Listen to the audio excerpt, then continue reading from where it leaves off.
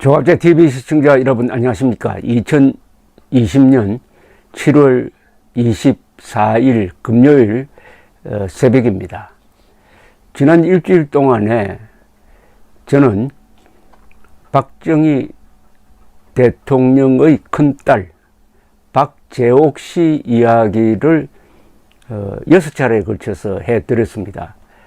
하다가 보니까 이게 TV 드라마 비슷하게 되었습니다. 제가 그분이 남긴 생전 수기를 중심으로 해서 낭독도 하고 해설도 하니까 이 듣는 분들이 아주 재미있어 하셨습니다. 그래서 누적 조회수가 100만 건을 넘었습니다. 많은 분들이 처음 안 이야기다, 감동적이다, 박정희 대통령의 새로운 면모를 알게 되었다, 너무나 애잔하다, 박재옥 씨는 참 대단한 분이다, 명복을 빈다, 뭐 이런 이야기를 많이 남겨주셨습니다. 그래서 상당히 힘이 됐습니다. 그런데 이 연재를 하다가 보니까 꼭 한 사람을 다시 소개를 해 드려야 될 것 같은 생각이 들었습니다. 박재옥 씨 수기에 몇 번 나오는 인물입니다.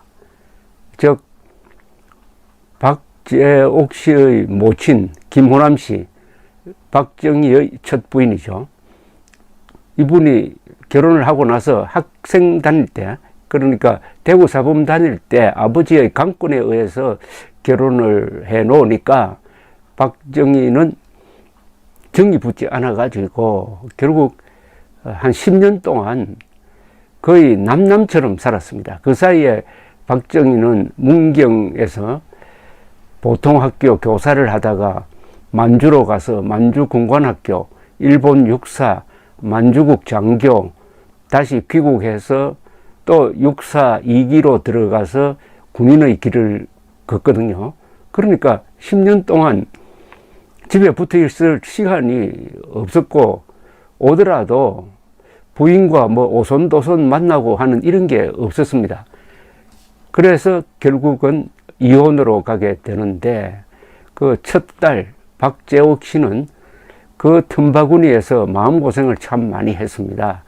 그런데 박재옥 씨의 수기 중에 보면은 박정희 아버지가 좋아하는 여자가 생겼다, 이 여자가 한번 고향에 내려왔다, 그리고 이 여자와 결혼하기 위해서 어머니와 이혼을 하기 위해서 무진 애를 썼고, 그때 어머니는 절대 이혼 도장을 찍어주지 않겠다 하면서 딸을 데리고, 즉 재옥 씨를 데리고 고향인 구미를 벗어나서 대구로 갔다.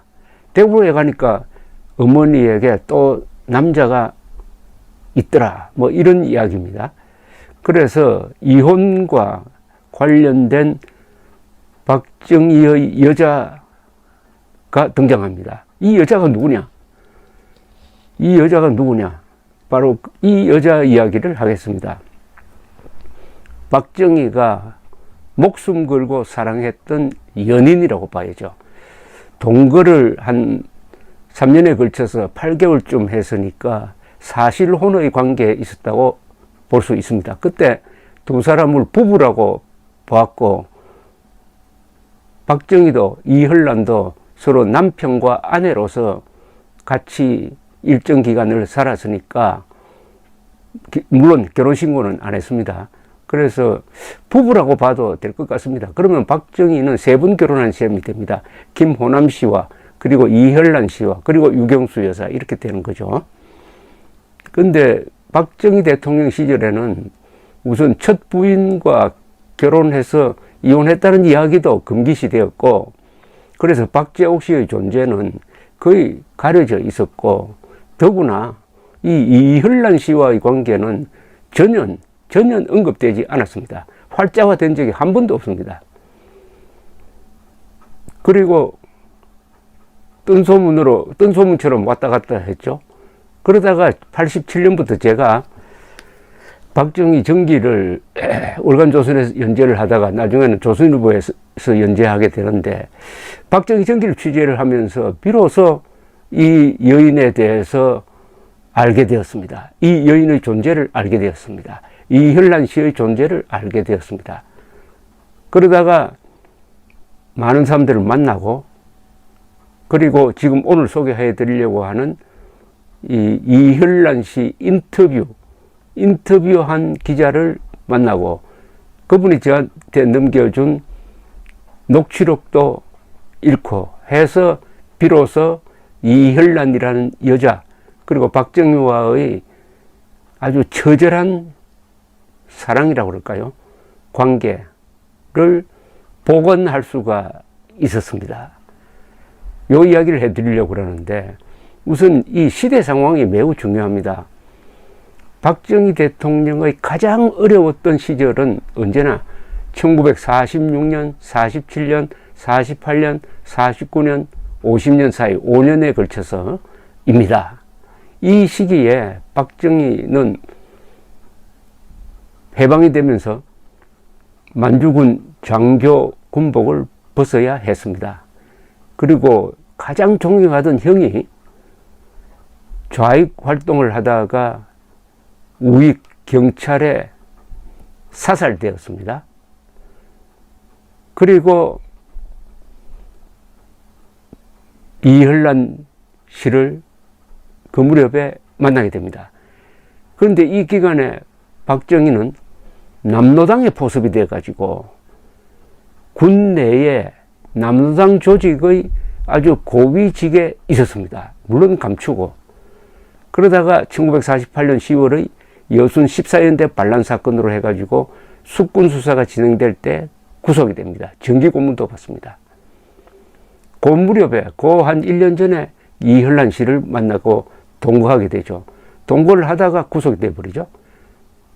그리고 사형 직전에 갔다가 백선엽 장군의 도움으로 군복을 벗고 민간인 신분이 되고 월급도 제대로 받지 못하고 아주 인생의 바닥으로 들어갑니다. 이때 같이 살던 이혈란 씨가 빨갱이하고는 못 살겠다 해가지고 가출을 해버립니다. 아예 도망을 가버린 셈이죠. 도망을. 바로 그 무렵에 박정희 대통령이 그렇게 사랑했던 어머니가 별세를 합니다. 그게 49년 여름이었어요. 그리고 6.25 때까지 1년. 요 기간이 박정희가 가장 처연했던, 가장 비참했던 시절입니다. 아무것도 없었죠. 계급장도 없고, 돈도 없고, 부인도 없고, 애인은 달아나 버리고, 어머니는 상심해서 돌아가시고, 그때의 이야기의 중심에 이혈란이란 이야기가 있습니다.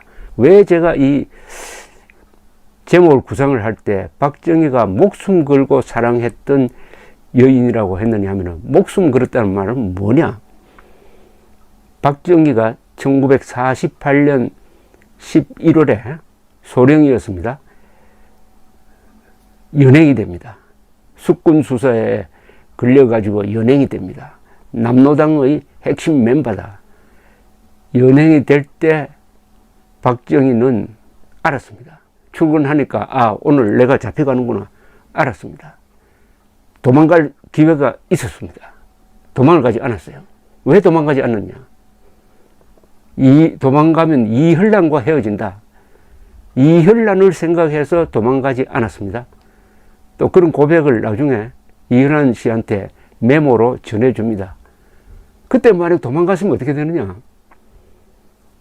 이혈란이고 뭐고, 그때 숙군 수사로 걸려들면은 고문을 받아가 죽는 사람도 많았고, 사형 집행된 장교들이 수십 명이 됩니다. 가만히 내버려뒀으면 박정희도 사형됐을 가능성이 매우 높습니다. 그런데도 도망가지 않았습니다. 왜 도망가지 않았냐? 이혈란을 사랑하기 때문에 도망가지 않았다. 이게 나에게 얼마나 불리한지 아느냐라고 옥중에서 메모를 써서 보냈습니다.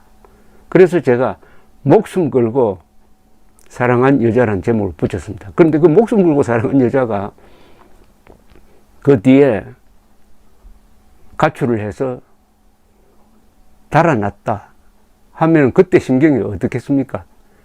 자, 그런 걸 백그라운드를 설명드리면서 지금부터 이야기를 해드리겠는데, 오늘은 우선 이 이혈란 씨가 1987년에 남긴 일종의 육성 증언이라고 할까요? 생전 고백을 줄기로 삼아 말씀드리겠습니다. 이렇게 해야 이 여인이 누구냐 하는 것을 알 수 있게 될 것이고, 그 다음에 제가 이야기를 풀어나가는데 상당히 도움이 될 것 같습니다. 우선 박정희와 이혈란의 운명적 만남은 언제 있었느냐? 1947년 가을에 있었습니다. 그때 아직도 건국하기 전입니다. 이제 우리나라는 군대를 먼저 만들고 그 뒤에 건국이 되었습니다. 군대를 여러 1년대, 2년대 이렇게 쭉 만들기 시작했습니다. 춘천에 8년대에서 박정희가 근무할 때입니다. 춘천 8년대에서 근무할 때 대위 시절이었습니다. 그때 같이 동료로 있던 격리장교 박경원 육군 중장으로 예편을 했고, 박정희 대통령 있을 때 내무장관을 몇 차례 한 분입니다. 박경원. 이 나이는 좀 어린 박정희보다는 상당한 차이가 있습니다. 이 박경원 격리장교가 결혼식을 올리는데 박정희 대위가 하객으로 참여를 했습니다. 하객으로 참여를 했는데, 그때 박경원 씨의 들러리는 김점곤, 이분도 아주 유명한 분이죠. 김점곤, 나중에 소장 제대고 경희대학교에서 교수를 오래 하신 분입니다. 이었고, 박경원 씨 부인은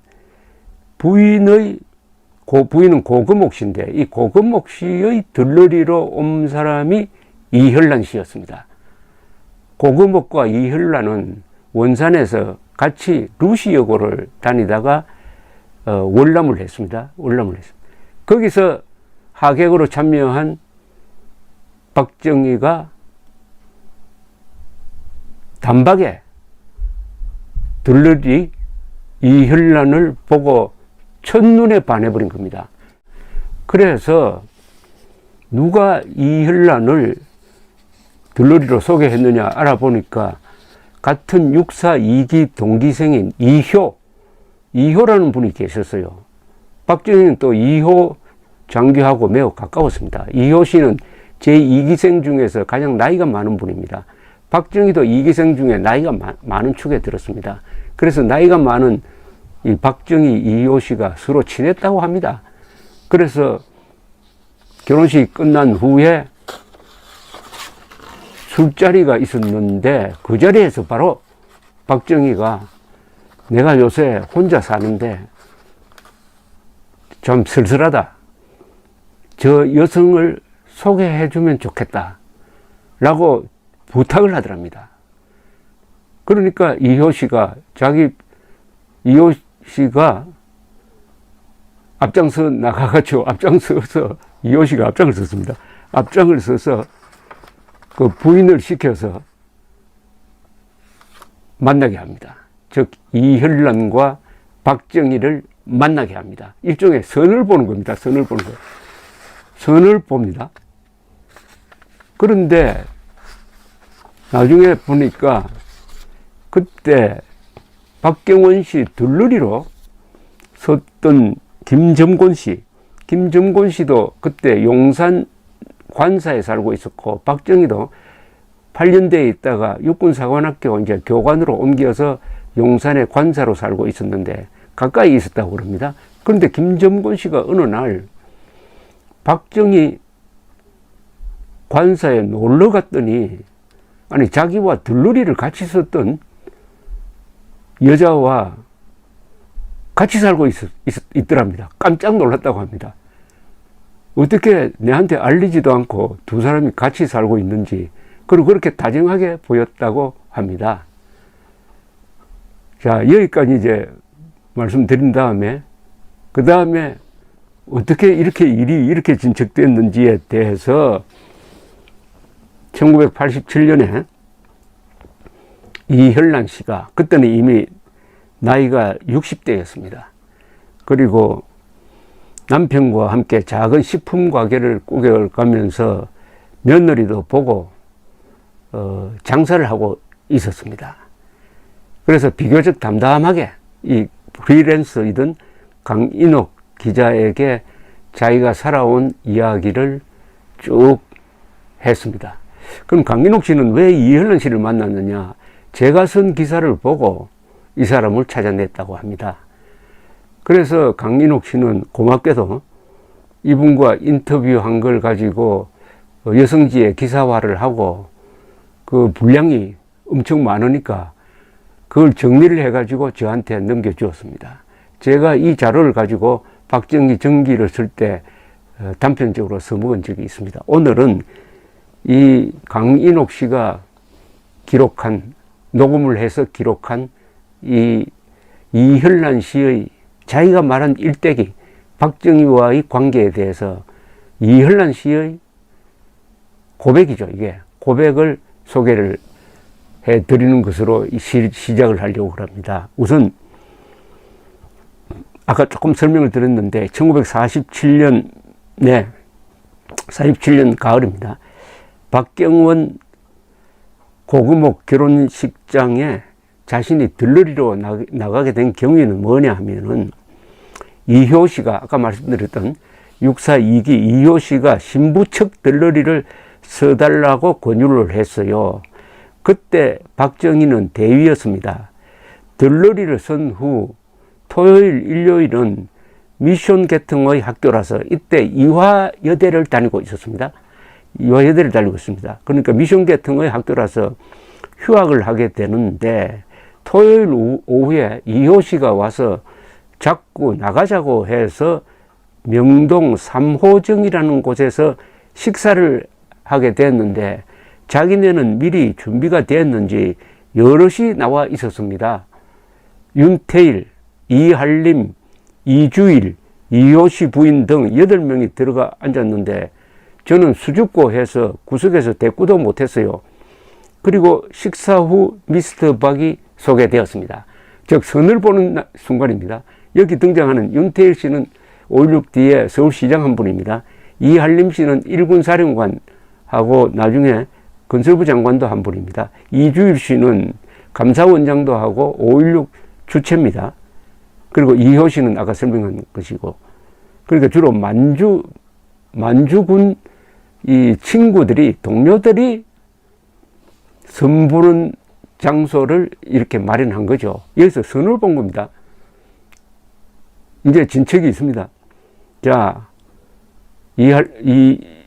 이혈란, 현자는 나타날 현자에다가 난초 난자입니다. 이름도 아주 아름답습니다. 이혈란. 나이는 박정희보다 8살이 아래입니다. 그때 저는 전성기였어요.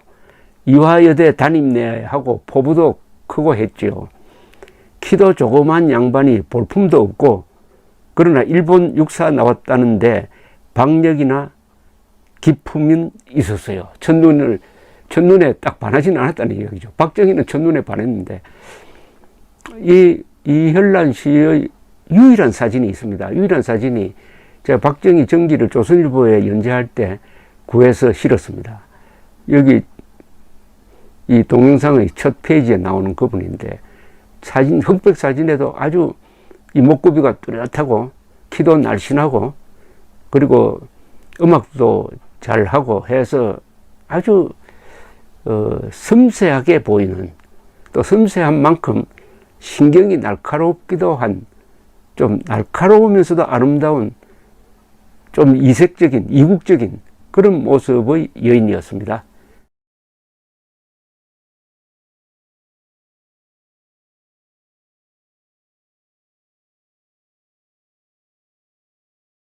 그러나 이혈란 씨가 보기에는 박정희가 남자로서의 매력은 별론데 어쨌든 기백이 있고 박력이 있더라, 뭐 이런 이야기죠.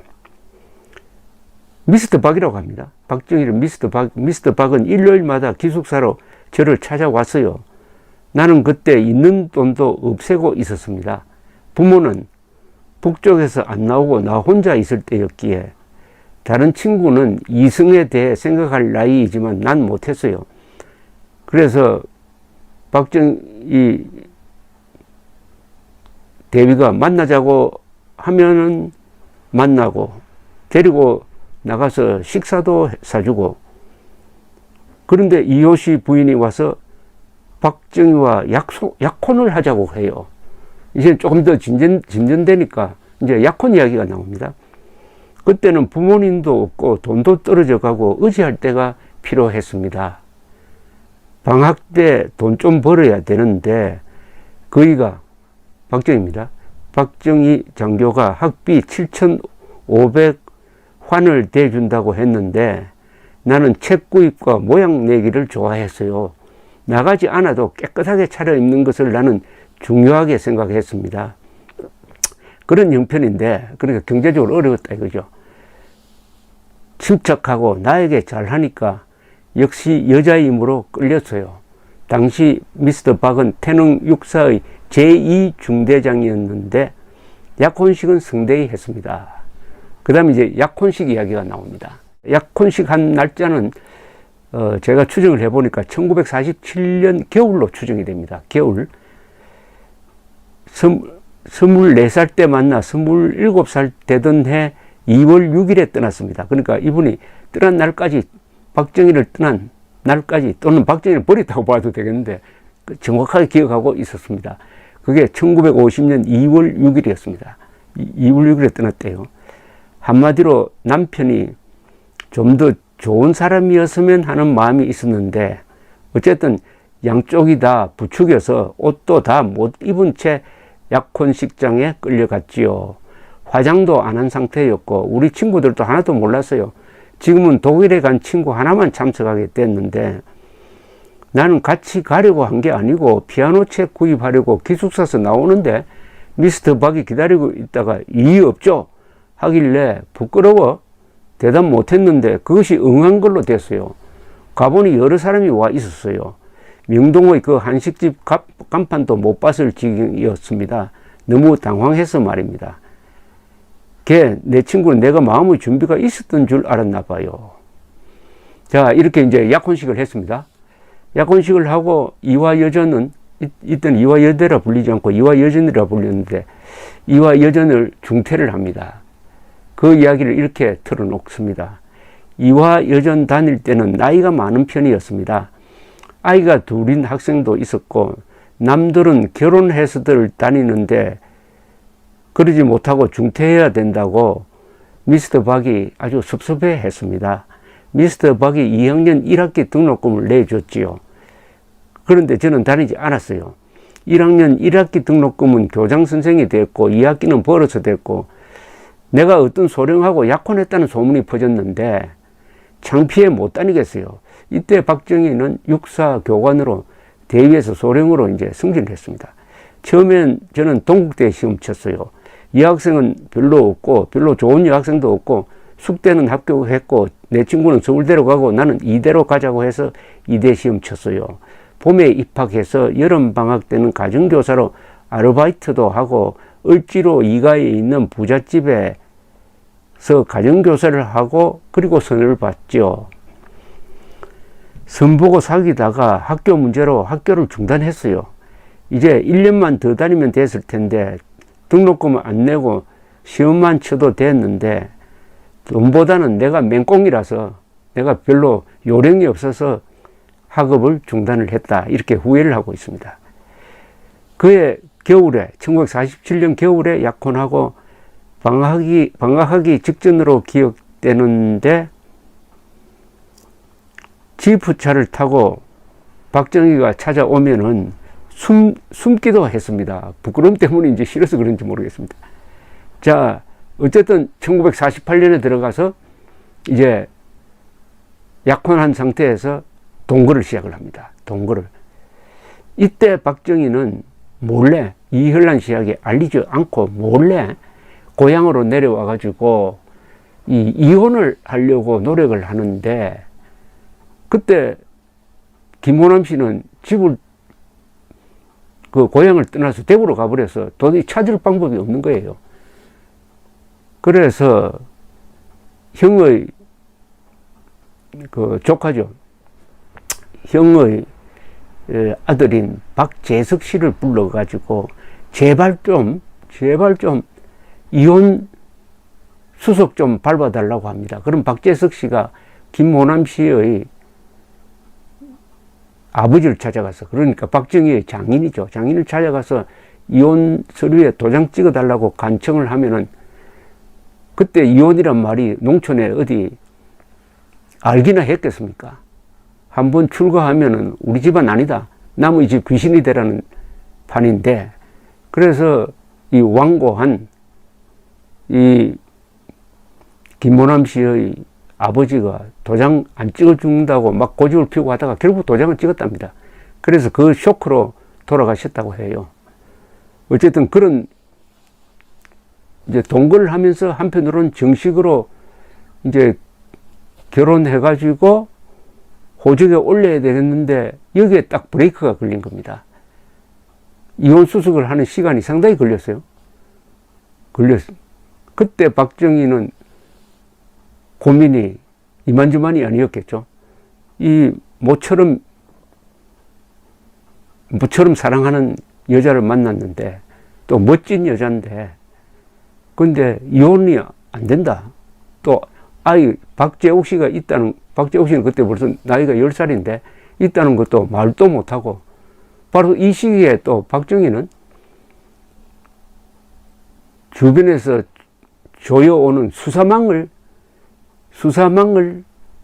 느끼기 시작을 했습니다. 이게 막 2중 3중으로 코너에 몰릴 때였습니다. 바로 그 이야기로 이제 들어갑니다. 이분의 이야기예요. 이현란 씨의 이야기가 이제 클라이막스로 갑니다. 1948년에 미스터 박이 방을 준비했다 해서 용산관사에 동거하기 시작을 했습니다. 용산관사에 간 지 얼마 안 있다가 숙군 대상자가 되었다는 사실을 누가 연락해 주었습니다. 숙군 대상자라는 것은 이제 빨갱이 수사에 걸려들었다 이 말입니다. 밥을 해놓고 남편이 돌아오기를 기다리고 있는데 이효 대위가, 그러니까 이효 대위는 아까 설명했죠. 박정희와 사실은 맺어준 사람입니다. 이효 대위가 술에 취해 왔어요. 놀란 표정으로 나가니까 내 손을 꼭 잡고 내가 어리고 수줍어하니 돈을 얼마 주고 갔습니다. 당분간 기다려라. 갑자기 출장 갔다고 합디다. 그렇다면 아래채로 전화했거나 인편으로 메모가 왔을 것인데 밤새 생각하니 이상했습니다. 그래서 근처에 있는 강문봉 부인에게 찾아가서 찾아가니 몰랐느냐고 남편 강문봉을 불러 알려줍디다. 이게 증언입니다. 강문봉 씨는 박정희의 망군 후배인데 한국군에는 먼저 들어와서 이 박정희보다 선배였습니다. 나이가 한참 아래인데도 박정희보다 선임자였습니다. 그러니까 옆집에 살았는데 그 강문봉 씨 부인이 당신 남편 잡혀갔다고 알려주더라는 겁니다. 이때의 심정을 이현란 씨는 이렇게 전하고 있습니다. 너무나 기가 막혔습니다. 지금도 가슴이 떨릴 정도로 쇼크를 받았어요. 많은 사람이 관사에 왔다 갔다 했습니다. 나이는 어리고 의지할 데가 없어 나는 어쩔 줄 몰랐습니다. 이북에서 공산당이 싫어서 내려왔는데 빨갱이 마누라라니 기가 막힐 것 아닙니까? 얼마 후 김창룡이가 왔어요. 자, 여기 유명한 인물이 등장합니다. 김창룡은 당시에 1년대 정보주임인데 바로 이 숙군 수사의 실무 책임자였습니다. 총지휘자는 백선엽 당시 육군 정보국장 대령이었고 실제로 수사를 밀고 나간 사람은 김창룡 정보주임이었습니다. 이 사람은 육사 3기입니다. 이 사람은 일제시대 때 헌병을 한 사람이에요. 그래서 북한에서 친일파라 해가지고 쫓겨서 내려와가지고 공산당이라 하면 이를 가는 사람입니다. 이 사람이 수사 지휘관이 되었는데 찾아왔더랍니다. 이현란 씨를 찾아왔대요. 그러면서 박정희가 붙들려간 경위를 설명하고 미스터 박이 메모를 주라고 하더라면서 편지를 건네주더랍니다. 그 편지 내용이 이겁니다. 박정희가 옥중에 아마 그때 고문 받으면서 혼이 나고 있을 겁니다. 부르라고. 쓴 편지가 뭐냐? 그때 기억하고 40년 전의 기억을 되살려서 이현란 씨가 이렇게 그 편지 내용을 전했습니다. 미안해, 어쩔 줄 모르겠다. 이것 하나만 믿어주라. 7기생의 육사 졸업식에 간다고 면도도 하고 아침에 국방부에 출근하니 어떤 사람이 귀띔해 주더라. 내가 얼마든지 차를 타고 도피할 수 있었는데 현란이를 사랑하기 때문에 안 갔다. 이건 나한테 얼마나 불리한 줄 아느냐. 이 편지 어떻습니까? 도망갈 수 있었는데 현란이 생각이 나서 안 가고 구속되는 길을 선택을 했다는 고백입니다. 여기에 대해서 이현란 씨는 한 여인 때문에 안 갔다니. 그러나 난 괘씸했어요. 그것까지는 또 괜찮아. 왜 괘씸했을까요? 여기 설명이 나옵니다. 이제 구속되어 가지고 수사를 받고 있는 그 기간에 고향에서 박재석 씨는 박정희 형 박무희 씨의 아들입니다. 박재석이 고춧가루 등을 갖고 면회를 하러 왔더랍니다. 재옥이 엄마가 알까봐 서대문 형무소도 못 다니게 해요. 그때 같이 온 사람이 박용옥 씨는 김종필 씨 분이고 그 박정희 바로 위에 큰형, 좌익 운동을 하다가 우익 경찰에 죽은 박상희 씨의 딸입니다. 그 같이 온 사람이 박용옥의 아버지가 이전에 좋아했던 여자인데 그 여자가 집을 알려주려고 같이 왔다고 해요. 그녀가 입이 가벼워서 이렇게 참한 색시가 어쩌나 하고 재옥이 어머니는 인물이 좋았다고 하고 재옥을 맡기고 피신했다고 말을 하는 거예요. 이때 비로소 이현란 씨가 박정희에게 본처가 있고 딸도 있다는 것을 알게 됩니다. 이제 이중으로 화가 난 거죠. 빨갱이로 구속된 것도 기가 막힐 지경인데 알고 보니까 고향에 본처도 있고 아이도 있다. 미스터 박이 이혼하려고 초조해 재옥 엄마를 찾아서나 결국은 행방이 묘연하여 나 몰래 이혼 수속을 못했던 것을 알게 되었습니다. 그러니까 도저히 용서가 안 되더라 이런 이야기입니다. 그러니까 그 전부터 이 뭔가 박정희, 이현란 두 사람 사이가 틀어지기 시작했습니다. 이게 처음부터 이게 짝사랑입니다.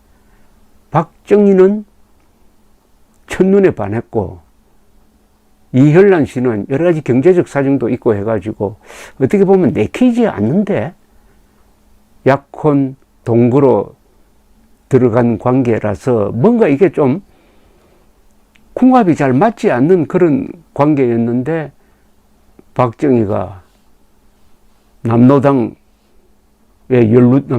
연루되었다 해가지고 붙들려 가서 지금 조사를 받고 있는데 알고 보니까 고향에 본처도 있고 딸도 있다. 이걸 알게 된 거죠. 그때부터 위기가 옵니다. 박정희와 이현란 사이에. 그건 그 뒤에 문제고 우선은 1948년 11월부터 1949년 초까지 박정희는 구속되어 가지고 고문을 받으면서 정기 고문도 받습니다.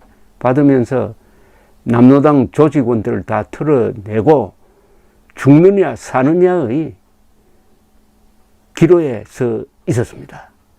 박정희가 목숨 걸고 사랑했던 여인 이혈란 이야기를 이어가겠습니다.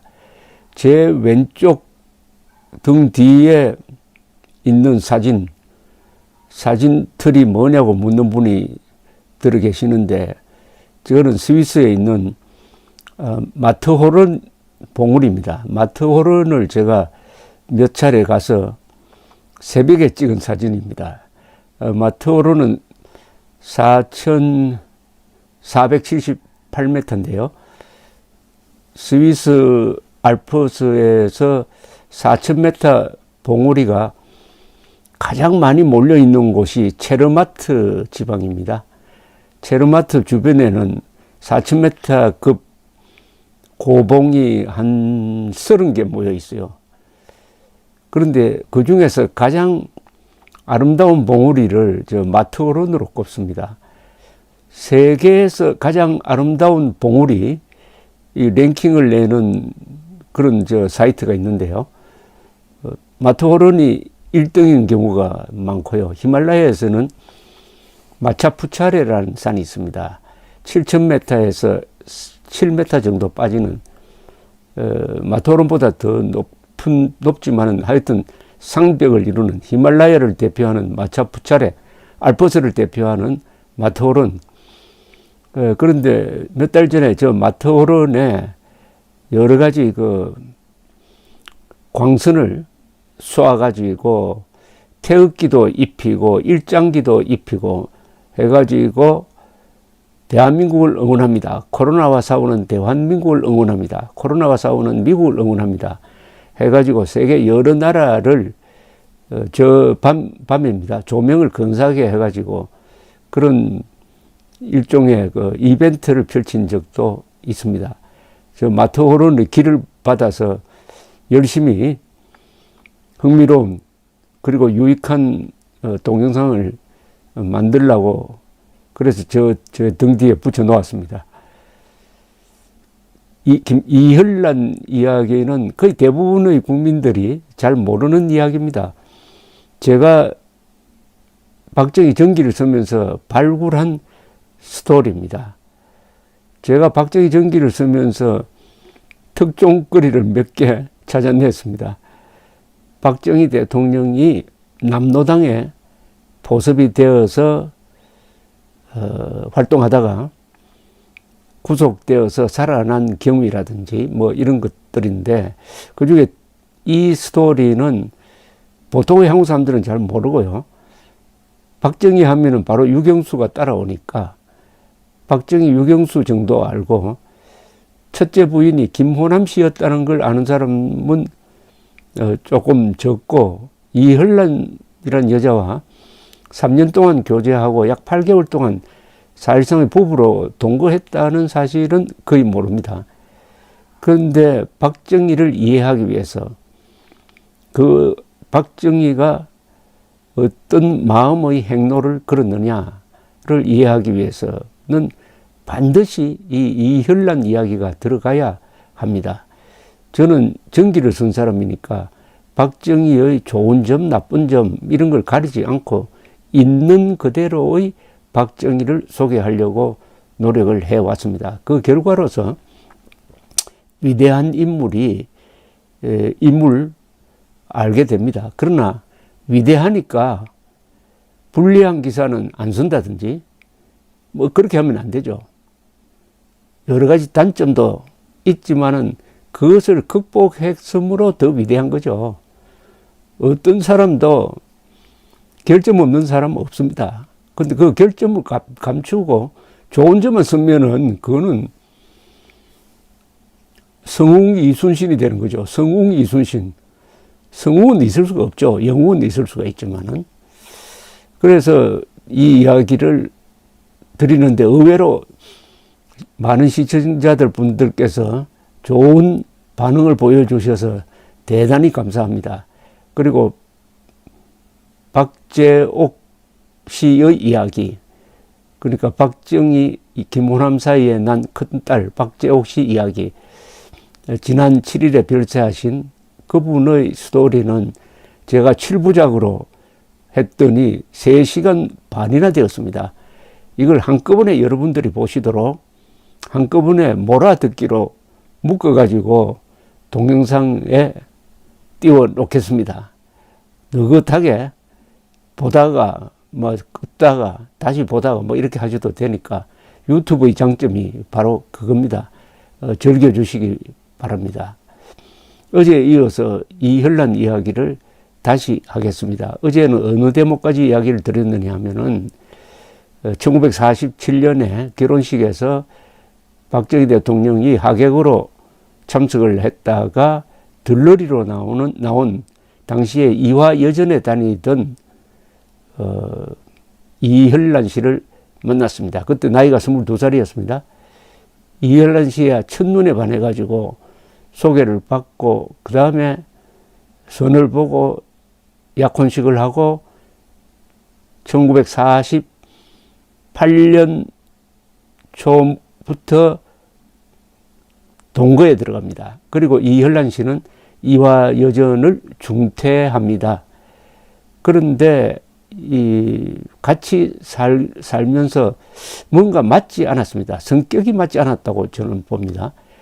박정희 그때 대위 그 다음에 소령 이렇게 되는데 박정희 소령은 일방적으로 이혈란 씨를 좋아했습니다. 이혈란 씨는 외모도 아주 뛰어나고 그리고 예술적인 감각도 있는데 상당히 성격은 강한 성격이었던 것으로 추정이 됩니다. 그런 이혈란 씨를 한 여성으로서 박정희가 집착할 정도로 좋아한 것으로 보입니다. 어떻게 보면 일방적 사랑이란 면도 좀 듭니다. 이혈란 씨는 원산에서 고등학교를 졸업하고 공산당이 싫어서 남쪽으로 온 사람입니다. 집안이 아주 좋은 사람이었습니다. 이 동거가 그렇게 순탄스럽지는 않았습니다. 가출도 여러 번 했다고 합니다. 그러던 중에 1948년 11월에 당시에 육군사관학교 중대장이던 박정희 소령이 구속이 됩니다. 왜냐하면은 군 내에 들어온 남노당 세력을 뿌리 뽑는 이른바 숙군 수사가 이루어집니다. 이것을 지휘한 사람은 최근에 별세하신 백선엽 육군 정보국장이었습니다. 그리고 수사 실무자는 제1연대 정보주임 김창룡이었습니다. 그 김창룡에 의해서 박정희 소령이 연행되고 혹독한 신문을 받습니다. 이때 이혈란 씨는 굉장한 충격을 받습니다. 빨갱이가 싫어서 남쪽으로 내려왔는데 빨갱이 마누라라는 이야기를 듣게 생겼습니다. 그러니까 그 황당한 것은 아마 상상을 초월한 것이 아니냐 생각이 듭니다. 그런데 박정희는 체포되자마자 수사에 적극적으로 협조를 합니다. 다 틀어놓습니다. 자기가 알고 있는 군내의 남노당 조직을 다 틀어놓습니다. 그러니까 김창룡이 상당히 부드럽게 다룹니다. 협조자니까. 이런 배경하에서 편지가 하나 옵니다. 김창룡이가 관사로 와서 이혈란에게 박정희의 메모 편지를 전해줍니다. 그 편지 내용이 이렇습니다. 미안해, 어쩔 줄 모르겠다. 이것 하나만 믿어주라. 7기생의 육사 졸업식에 간다고 면도도 하고 아침에 국방부에 출근하니 어떤 사람이 귀띔해 주더라. 내가 얼마든지 차 타고 도피할 수 있었는데 혈란이를 사랑하기 때문에 안 갔다. 이건 나한테 얼마나 불리한 줄 아나. 이런 내용이었다고 합니다. 그래도 용서가 안 되었다는 이야기죠. 왜 용서가 안 되었느냐. 나중에 박정희의 큰형 박무희의 아들 박재석이가 있었는데 이분이 고향 사람 몇 사람 함께 구속된 박정희를 찾아서 면회하러 올라왔어요. 그런데 그 사람들 이야기가 박정희가 본처가 있다, 딸도 있다 하는 이야기를 전해주는 거예요. 얼마나 이중 충격을 받은 거죠. 구속에다가 본처가 있고 딸까지 있다. 10살 먹은. 그러니까 도저히 용서가 안 됐다. 11살이었군요. 그때 박재옥 씨가. 이런 심경을 1987년 한 인터뷰에서 절절히 밝히고 있습니다. 그런데 저는 이 대목이 박정희의 생애에서 결정적 의미가 있다는 생각이 듭니다. 그때 숙군 수사가 전군적으로 이루어지고 있어가지고 박정희는 언제 내가 불려가느냐 하고 초조하게 기다리고 있었을 것입니다. 그때 불려가서 형장의 이슬로 사라진 사람들 중에는 박정희와 아주 친했던 사람들이 있습니다.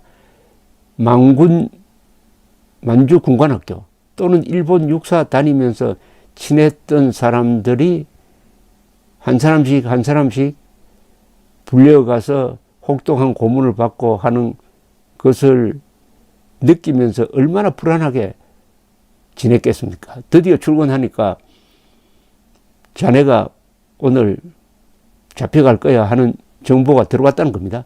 얼마든지 도망갈 수가 있었어요. 도망가려고 생각하니까 이혈란이가 생각났다는 겁니다. 혈란이를 사랑해서 도망가지 않았다. 결단을 내린 거죠. 도망가지 않는다는 것도 결단입니다. 그 결단은 뭘 의미하겠습니까? 잡혀가는 거죠. 잡혀가서 협조를 합니다. 수사에 협조합니다. 수사에 협조하는 것도 이혈란이와 같이 살기 위해서 수사에 협조하는 거죠. 그렇지 않습니까? 물론 다른 이유도 있습니다. 그 전에 이 박정희가 남로당에 포섭되었다는 것을 아는 동료들이 있었습니다. 선배들도 있었어요. 망군 선배들이죠. 주로.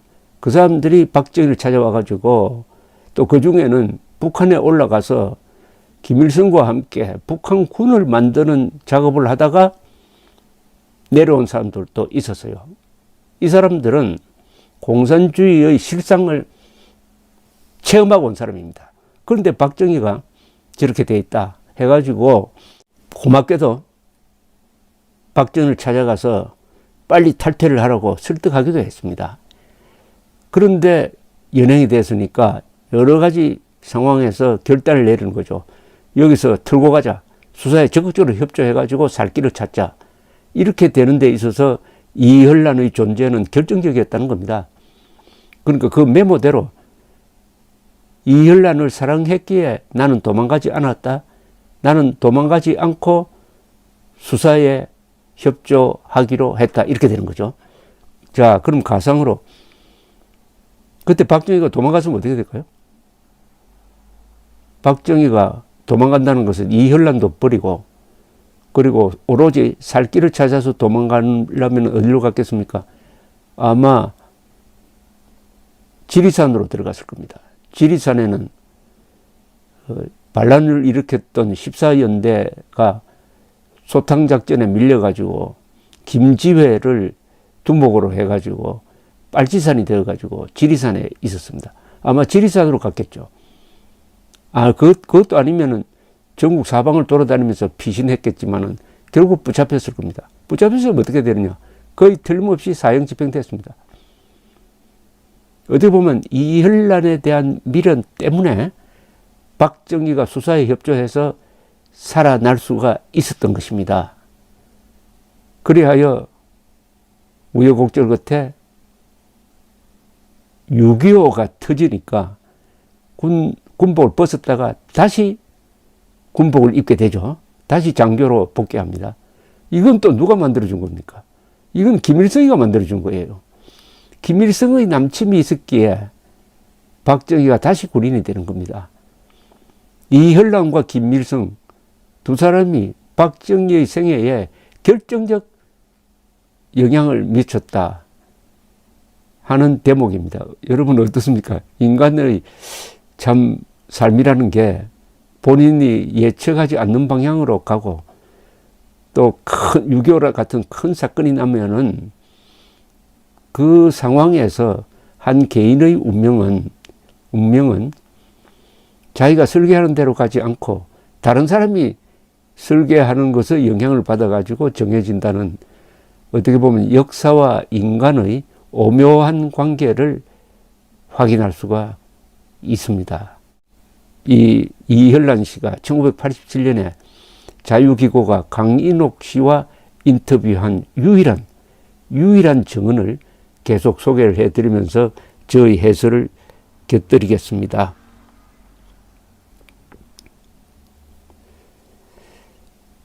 이분이, 이혈란 씨가 당시 60대가 되어가지고 이제 며느리도 있고 아주 좋은 남편을 그 뒤에 만났습니다. 그래서 어떻게 보면은 안정적인 생활을 하니까 여유도 있어가지고 담담하게 박정희와의 관계를 설명하는 대목입니다. 그러나 난 배신감으로 용서가 안 되었어요. 미스터 박이라고 불렀습니다. 미스터 박은 나한테 무척 잘했어요.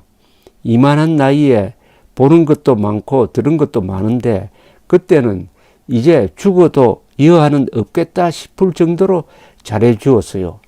그게 고마웠어요. 괘씸한 생각도 들고 해서 가출을 여러 번 했어요. 그때마다 잡혀오고, 한마디로 그 사람은 독해요. 그 뒤 대통령이 된 뒤에도 보면 독해. 일본 교육 받은 탓인지 그러나 다정다감한 분이었습니다. 내가 이왕 남이 될 바에야 너무 그만 떨었고 살살했어요. 후회가 됩니다. 대통령이 될 줄 알았으면 덜 살살했을 걸. 사람들은 내 심정을 몰라요. 그분도 신사적이었고 여자를 접촉하는 과정에서도 여자 기분 맞춰주어요. 철두철미 여자에게 그 이상 다정다감할 수가 없어요. 왜 그때는 그렇게 앉으라면 앉고 서라면 섰는지 몰라. 손님 한 사람만 와도 벽장에 숨었으니 그게 얼마나 우스운 일이야. 이분이 보니까, 저는 물론 이혈란 씨를 만난 적이 없습니다. 이혈란 씨라는 분은 부끄럼도 타고 성격은 섬세하고 그리고 조금 약간 신경질도 잘 부리는 사람 같고, 당시 주변의 이야기입니다. 종합하면. 그런데 이 박정희를 평하는 말 중에 독하면서도 다정다감하고 여자에게, 특히 나에게 그렇게 잘해줄 수가 없었다. 요게 사실일 겁니다. 요게 핵심입니다. 박정희 대통령 참 독한 사람입니다. 그러나 독한 그 방식이 다르죠. 조용하게 독한 분이죠. 이분은 독하면서도 여자에게는 다정다감했다. 박정희 대통령을 멀리서 보면은 딱딱하고 창성 차렷 자세지만은 그분과 가까이 지낸 사람, 사적 관계를 유지했던 사람한테는 그렇게 따뜻한 분일 수가 없고 살아있는 모든 것을 사랑하는 사람이었다. 바로 그것을 느낀 사람이 이혈란 씨인데, 그럼에도 뭔가 박정희와는 맞지 않았다는 겁니다. 이게 어떻게 보면 운명적인 거죠. 성격 차이.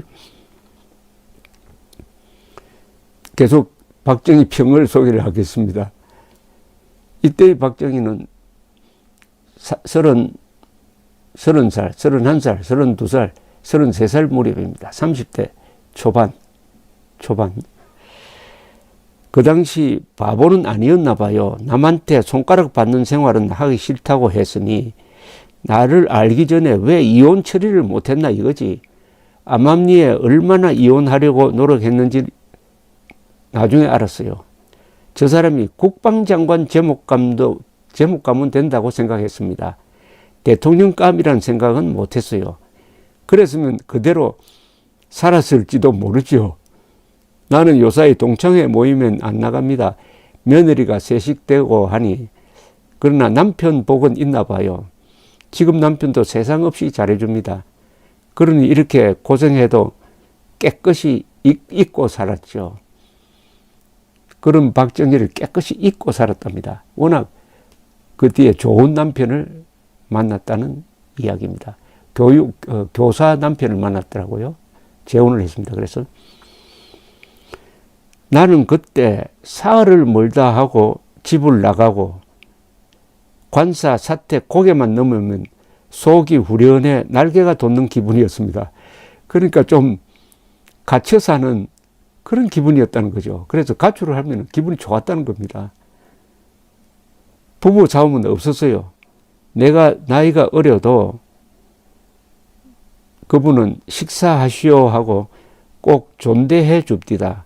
인격 있고 무게 있고 말이 없고 내가 말이 없어 재미없지? 라고 하기도 했어요. 나는 말이 핀 꽃에 열매가 없다고 말하기도 했답니다. 조금도 낯불킨 적은 없었어요. 술을 노상 마셔도 항상 그분은 정신은 말짱해요. 자세가 흐트러지지 않고 집에서는 그래도 술을 안 마셨어요. 내가 싫어하니까 술 한 상이라도 우리 집에서 받은 사람 있으면 나와보라고 하세요. 저는 누가 오기만 하면 벽장에 숨어 다른 사람을 만나지도 않았어요. 이 동거하는 사실을 박정희는 별로 감추려고 하지는 않았는데 이혈란 씨는 학교 다니다가 그만두고 또 나이가 너무 젊다고 생각했는지 어쨌든 감추려고 해서 손님이 오면은 벽장에 또는 다른 방에 숨는 일도 있었다고 합니다. 누가 오기만 하면 벽장에 숨어 다른 사람을 만나지도 않았어요. 서로 다칠까봐 했던 때였어요. 집 나오면 거의가 찾아내고 나중에는 거의도 지치는지 잘 안 찾았어요. 여러 번 집을 나왔답니다. 이호 씨의 소개를 받고 그 이듬해 약혼하고 그 이듬해 2월 6일에 가출하여 결별을 했으니 같이 산 것은 8개월 정도밖에 안 되어요. 이 2월 6일은 1950년 2월 6일, 즉 6.25 나기 넉 달 전입니다. 미스터 박과 나 사이에 아이가 있었다는 이야기가 있는 모양인데 아이를 가질 시간이 없었습니다. 나도 야근 여자입니다. 벽장에 숨어 있으면 그까지 여자가 없어서 그러느냐고 미스터 박의 동료들이 이야기하는 소리도 들었어요. 난 못마땅했습니다. 한번 박정희와 함께 고향 구미에 간 적이 있답니다. 미스터 박의 어머니가 돌아가셨을 때 요게 1949년 여름입니다. 시골에 따라갔지요. 산소에 갔더니 산소가 있는 곳에 갔더니 기어 들어가고 기어 나오는 곳이었습니다. 이건 박정희 대통령이 살았던 생가를 이야기합니다. 여러분 구미에 가면은 박정희 생가가 있죠. 거기 보면은 그대로 지금 복원을 해 놓았습니다. 6.25 때 불이 탔는데 거기 보면 유명한 그 디딜방아도 있고 박정희가 공부하던 그 방도 있고 책상을 그냥 거기에 복원해서 놓은 게 있습니다. 정말 작은 집이죠. 오막살이 그런데 그 구미에 유명한 금오산 줄기가 그 집까지 쭉 뻗어 있습니다. 그 집은 초라하지만은 집 뒤편에 이 산기슭이 아주 멋집니다. 거기서 박정희는 병정놀이를 했다고 그럽니다. 어릴 때. 서울에서 대학생 재수씨가 온다고 서울 멋장이라고 광목에 물들여 옷들을 해입고 떡해준다고 방아 찍고 야단이었습니다. 미스터 박의 누나 박재희 씨는 거기에 없었습니다. 거기서 박정희가 재혼했다, 딸이 있다는 이야기를 들으니까 화가 나서 하룻밤 자고 부랴부랴 서울로 올라왔습니다. 계속해서 박정희가 목숨을 걸고 사랑한 여인 이혈란 이야기를 전해드리겠습니다. 이혈란 입장에서 보면은 박정희를 사랑했다고 보기는 그렇고 오히려 박정희를 버린 여인으로 기록되어야 하지 않을까 하는 생각이 듭니다. 박정희는 목숨 걸고 사랑하고 이혈란은 박정희로부터 계속 벗어나고 싶어 하다가 결국은 가출을 하고 영영 못 만나는 그런 관계가 되는 거죠. 이걸 비련이라고 해야 될지 적당한 명칭을 한번 생각해 봐야 되겠습니다. 이병주 선생은 생전에 그를 버린 여인이라는 이 소설을 썼습니다. 그를 버린 여인. 상당히 이병주 선생은 박정희 대통령에게 나쁜 감정을 가지고 썼습니다만은 제가 보기에는 그렇게 이 사안을 가지고 박정희를 비난할 것은 아니라고 생각을 합니다. 어쨌든 이혈란은 박정희가 수군 수사에 걸려가지고 감옥에 갔다 온 다음에는 정이 떨어지는 건 사실이에요. 첫째, 북한에 살면서 빨갱이가 싫어서 단신 월남했는데 어제까지도 같이 살던 그 남자가 빨갱이라고 해서 붙들려 갔다가 겨우 살아나왔으니까 또 여기에 이 과정에서 본처가 있고 11살 딸도 있다는 것을 알게 되었으니까 이중으로 박정희를 싫어하게 되었다 이렇게 보여지네요. 그래서 박정희가 숙군 수사에서 백선엽이라는 은인을 만나서 요행이 목숨을 부지하고 그러나 군 무기징역 그게 또 감형이 되고 해서 군복은 벗고 육군 정보국에서 백선엽 국장의 배려하에서 민간인으로 일하면서 겨우 푼돈 정도 받고 있는 이런 상황이 되었습니다. 그러니까 소령에서 완전히 이 민간인으로 전락하고 말았습니다. 그런 박정희를 곁에서 바라보는 이혈란, 나이가 8살 아래인 이혈란의 입장, 나이가 24살, 5살 요 무렵의 이혈란의 입장도 한번 생각해 보시면 어떨까 하는 생각이 듭니다. 계속해서 이혈란 씨가 1987년에 자유기고가 강인옥 씨와 인터뷰에서 남긴 그 수레를 소개를 해드리면서 저희 해설을 곁들이겠습니다. 드디어 이혈란 씨가 박정희를 버립니다. 그리고 가출을 합니다. 그 날짜를 1987년임에도 불구하고 정확하게 기억하고 있었습니다. 그날은 1950년 2월 6일이었다고 합니다. 이렇게 수레를 합니다. 2월 6일에 집을 나간다는 메모를 밤에 써놓고 그때 미스터 박은 홀에서 공부한답시고 패치카에 불을 떼고 관산 하이클래스였어요. 의자로 홀에 바리케이트를 치고 잠잘 때인데 몰래 나왔어요. 이 바리케이트를 쳤다고 하니까 그때 서로 싸워가지고 따로따로 잤다는 것으로 보입니다. 남자가 부하가 나서 살겠어요? 미스터 박은 술 먹고 자고 있었고 내 몸 하나 빠져나왔지요. 편지에는 마지막 남긴 편지에는 그동안 고마웠고 마음이 돌아서질 않으니 날 찾지 말고 날 찾으면 투신 자살할 것이라고 썼어요. 상당히 이분이 아주 강한 성격을 가진 여성이라는 것을 알 수 있습니다. 시장에서 고향 아줌마를 만나 지금 남자는 결혼 경력이 있고 거기다가 빨갱이다라고 푸념을 했습니다. 그 아줌마는 그냥 살지 여자가 뭐라고 했어요.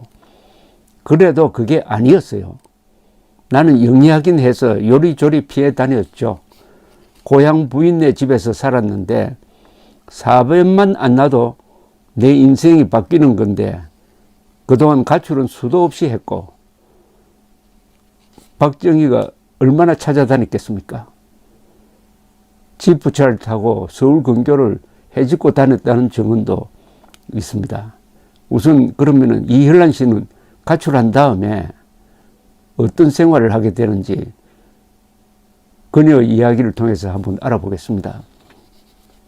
그해 6월 사변 때 지금 남편을 만났습니다. 모 고교에서 교편을 잡고 있었지요. 친구 오빠가 그 학교 서무과장으로 있었는데 술 한잔 안 먹는 착실한 사람이라고 소개를 했어요. 마음 흐트러질까봐 자꾸 소개했어요. 그분은 총각이었고 거절하려고 다방에서 만났는데 프로포즈 했어요. 나는 과거가 있으니 단념하라고 했어요. 남자고 여자고 깨끗하게 단념하면 되지 않느냐고. 그리고 나는 영등포 모 여고에서 시간 강사, 생물학도 조금 가르치고 그 남자도 영등포에 있는 그 고등학교로 직접 찾아오고 순진하고 거짓이 조금도 없는 남자이고 진실하고 내가 참 잘 봤다고 생각했습니다. 아주 박정희와는 다른 아주 성실한 그런 분을 만났습니다. 나는 과거가 있어서 마음을 좀 식힌 뒤에 결혼할 생각이었는데 그래도 약혼하자고 해서 약혼식 날 내가 또 거절을 했습니다. 그러고 있는데 6.25 사변이 났습니다. 그전에는 영화 2편 같이 본 정도죠. 6.25가 터진 날 영등포 당산동 하숙집에 그분이 나를 찾아와 피난 가자고 데리러 왔어요. 강제로 피난 보따리 사갖고 둘이서 대구로 피난 가서 거기서 결혼했습니다. 6.25 때 경황이 없는데 미래의 남편이 찾아와서 보따리 사라 해가지고 같이 대구로 갔으니까 결혼 안 할 수가 없겠네요. 대구에서 결혼했는데 이게 아마 여름인 듯 합니다. 그런데 박정희 대통령도 결국 대구에서 결혼을 하거든요. 그 날짜는 1950년 12월입니다만은 비슷한 시기에 대구에서 두 사람이 만날 뻔 했는데 조금 나중에 이야기를 드리겠습니다. 큰아들을 거기서 잉태하고 대구서 나왔습니다. 남편은 경북 의성에서 교사로 있다가 서울로 올라왔어요. 교장, 부교장패로 갈려있던 교육 현실이었는데 그때 교장 편이었는데 교장이 암으로 돌아가서 교직 사표를 내고 사업을 시작하여 부동산 투기로 돈을 잘 벌었습니다. 그러다가 부도가 나서 4년 전에 지금 일을 시작했는데 지방에 납품하는 것인데 봉고차로 합니다. 그 다음에 이열란 씨는 단신 월남을 했는데 6.25 중에 또 가족과 재회를 했다네요. 식구들하고 다시 상봉한 건 6.25 사변 나고 의성서 안동시장에서 고향 사람들을 만났는데 친정 식구들이 다 내려왔다고 해요. 그때 첫 애를 뵀을 때인데 너무 마음이 외롭고 고생도 컸지요. 그 소식을 듣고 날개를 달고 날아가고 싶었습니다. 연락해 달라고 내 소재를 적어 주었지요. 동생이 내려와 상봉했어요. 내가 첫 애를 낳고 20일이 됐는데 그때 식구들은 을지로 이가에 있었고 아버지는 인물이 좋아 장개석과 알고 지내기도 했답니다. 가출 후에 내가 전화를 했습니다. 그러니까 박정희한테 가출 후에 전화를 한 번 했답니다. 비신사적으로 행동하지 말라고 경고를 했대요. 내가 가출한 지 한 20일 뒤에 내가 교만하다느니 못됐다느니 했다는 소문이 들렸어요. 내 성질이 어떤데 내가 술집에서 일했다는 건 말도 안 됩니다. 그런 이야기를 하는 사람이 있습니다. 술집에서 박정희 그러니까 가출한 이후에 부산에서 박정희 대통령이 어떤 술집에 갔더니 거기에 종업원으로 이열란 씨를 보고 이열란 씨가 화들짝 놀라서 달아났다. 뭐 이런 이야기를 그 옆자리에 있었다는 사람이 증언하는 내용도 있는데 그것은 부인을 합니다. 내가 술집에서 일했다는 건 말도 안 돼요. 길에서 지프차를 타고 오는 것을 본 적이 있습니다. 대구였습니다. 대구에서 만날 뻔한 거죠. 임신 2개월쯤 됐을 때인데 내가 모양을 내고 원피스를 입고 싹 빼고 가는데 지프차가 빵빵 되는 거예요. 사변통의 월북 해설이라고 생각했었는데 돌아다 보고 깜짝 놀랐어요. 박 씨가 내리려고 해서 나살려라 하고 뛰었지요. 마침 트럭이 지나가서 만나지를 못했습니다. 여기 참 극적인 장면이네요. 여기에 자기는 사변이 났으니까 박정희가 월북했을 거라고 생각을 했답니다. 그러니까 박정희가 골수 공산주의자로 안 거죠. 박정희는 수군 수사 때 지옥의 문턱까지 갔다가 거기서 완전히 전향을 합니다. 이 사상적인 전향은 박정희식으로 해야 옳습니다. 죽느냐 사느냐의 기로에 섰을 때 공산주의를 버린다고 합니다. 미지근하게 버린 것이 아니라 박정희는 확실하게 전향을 했습니다. 그리고 조직원을 다 이야기를 했습니다. 그러면은 다시 돌아갈 수도 없는 거죠. 더구나 6.25가 터졌을 때 박정희는 어디 있었느냐? 고향 구미에 내려가 있었습니다. 6.25가 났다는 소식을 듣고 부랴부랴 육군본부로 돌아왔습니다. 그걸 보고 많은 사람들이 아, 박정희가 정말 전향을 했구나라고 생각을 했다고 합니다. 그러니까 많은 사람들이 박정희를 의심하고 있었죠. 그때도 월북할 줄 알았는데 라고 이현란 씨가 생각했다면 동료들도 마찬가지였을 것입니다. 아, 월북할 수, 그런데 박정희가 한강을 건너는 거죠. 그걸 본 장도영 씨가 박정희를 다시 군 장교로 재입대를 시킵니다. 그래서 소련 계급장을 다시 달게 되는 거죠. 그때는 계급장이고 뭐고 구할 수도 없으니까 김종필 씨가 철모에다가 계급장을 그려주었다고 하는 에피소드가 있습니다. 지프차를 타고 지나가다가 이열란을 본 박정희 그때 소령이 빵빵 눌렀다는 거 아닙니까? 근데 도망가는데 그 사이에 트럭이 중간에 지나가서 박정희가 놓쳤다. 이런 장면 어디에 영화에 본 기억이 안 나십니까? 닥터 지바고의 마지막 장면입니다. 닥터 지바고의 마지막 장면. 오마 샤리프죠. 오마 샤리프가 닥터 지바고죠. 오마 샤리프가 그 이복 형의 도움으로 모스크바에서 의사가 됩니다. 의사인지, 원래 의사니까 아마 의사겠죠. 그래서 옷을 빼입고 이제 출근하는 날 전차를 탔습니다. 전차 바깥으로 헤어진 랄라, 줄리 클리스트죠. 애인이죠. 걸어가는 모습이 보였습니다. 그래서 급하게 뛰어나가서 소리를 지르면서 쫓아가는데 랄라는 그것도 모르고 그냥 또박또박 걸어갑니다. 줄리 크리스티. 쫓아가다가 심장마비에 걸리면서 쓰러지는 장면. 그것과 비슷합니다. 이 경우에는. 아마 박정희도 그때 닥터 지바고 같은 심정 아니었을까요? 그렇게 정말 목숨 걸고 사랑했던 이현란을 사랑했기에 나는 붙잡혀 가는 쪽을 선택을 했다. 내가 충분히 달아날 수도 있었는데 이현란을 사랑했기에 붙잡혀 가서 확실하게 전향하기 위해서 자백을 했다. 이런 심정의 박정희. 그리고 말도 없이 나가버렸다. 찾아 헤맸다. 그러다가 전쟁인, 그런데 대구에서 만났다. 그게 박정희로서는 이현란을 단념하는 결정적 계기가 아니었겠습니까? 그래서 그 여름이니까 그 한 6개월 뒤에 선을 봐서 유경수 여사와 대구에서 12월에 결혼을 하게 되는 겁니다.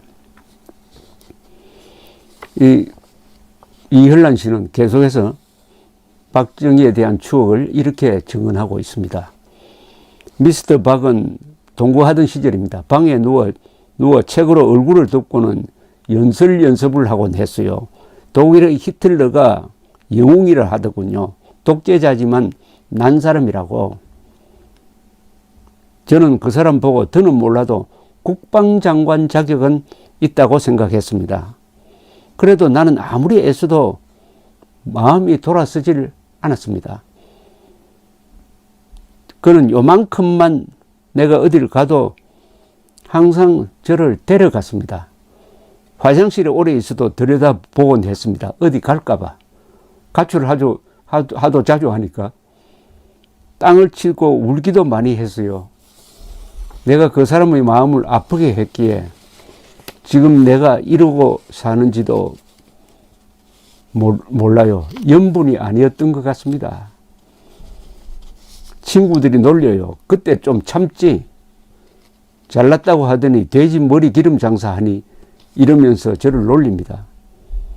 저는 숙고는 참을 수 있었는데 또 사랑의 메시지도 있었고, 사랑의 메시지라는 것은 옥중에서 쓴 편지, 현란이를 사랑하기 때문에 도망가지 않았다. 그 메시지도 있었고, 그런데 한마디로 내가 너무 살살 맞았습니다. 그럴 필요까지는 없었는데 내가 애정이 있을 때도 살살 맞았어요. 이분도 사랑 표현을 잘 못하는 분 같습니다. 박정희도 그렇고. 제가 날 놓아달라고 자꾸 그러니 박정희가 울더라고요. 그래도 아무렇지도 않았어요. 박정희가 울어도 아무렇지도 않았더랍니다. 박정희가 여자 앞에서 운다는 그 상상이 되십니까? 그 딱딱한 박정희 대통령이, 박정희 장교가 이현란 앞에서 울었다. 괘씸하고 가면 같았어요. 여자 하나 있었던 것도 몰랐는데 애까지 내게 입적한다는데 천길만길 뛰겠더라고요. 팔자인가 봐요. 그가 대통령이 되고도 나는 아무렇지도 않았습니다. 어쩌면 그럴 수 있는지. 그냥 대통령이지. 그게 괴로웠으면 내가 쪼글쪼글 늙었을 것입니다. 그러나 저는 이렇게 건강합니다. 지금 생각하면 미안한 감이 있고 고인이 되니까 더 미안해요. 내 이야기가 나와서 유교사가 재떨이로 맞기도 했답니다. 뭐 그런 소문이 돌았겠죠. 내 소식을 상당히 궁금해했다는 이야기를 들었습니다. 박 대통령께 편지 쓰라 했다는 것은 모르는 이야기고, 동생이 기자라서 박정희입니다. 그이가 춘천에 있을 때 만났대요. 나는 가재미 덴뿌라를 좋아했는데 그이가 가재미 덴뿌라를 하도록 하더니 동생 보고 맛있지? 나도 이것 좋아하는데 누님도 좋아했지? 하고 말을 하더랍니다. 이 이현란 씨의 동생이 기자를 했습니다. 박정희 대통령이 이현란 씨의 동생을 이렇게 만나서 안부를 물었다는 이야기입니다. 대통령이 되기 직전에 그이가 못 잊어 하고 있다는 걸 알고 미안하기도 했어요. 나이 먹으면서 미안하다는 생각이 들었지요. 그러면 11.6 사건, 1979년 11.6 박정희 대통령이 돌아가신 소식을 그 다음날 들었을 텐데 어떤 생각이었느냐고 물었더니 이현란 씨는 이렇게 이야기를 하네요. 박 대통령이 돌아가던 날도 밥도 한 그릇 더 먹었어요. 내 친구가 전화를 걸어왔는데 저녁을 먹고 숟갈 놓을 때였습니다. 너 참 독하구나 해요. 곱게 돌아가시지 못한 게 마음 아파요. 옷자락만 스쳐도 인연이라는데 내가 너무 했다는 생각이 듭니다. 표현을 하고 안 하고가 아니라 명복을 빌어주었으면 좋았을 텐데 말입니다. 내가 왜 그랬는지 몰라요. 옛날 추억이 자꾸 생각났으면 이렇게 살지 않았지요. 지금은 미안하다는 생각뿐입니다. 지금은 지극히 사랑해 주었던 사람이니 극락세계 갔으면 하고 생각하지요. 이게 이혈란 씨의 마지막 말이었습니다. 자, 지금까지는 이혈란 씨가 쭉 겪은 이야기만을 소개해 드렸습니다.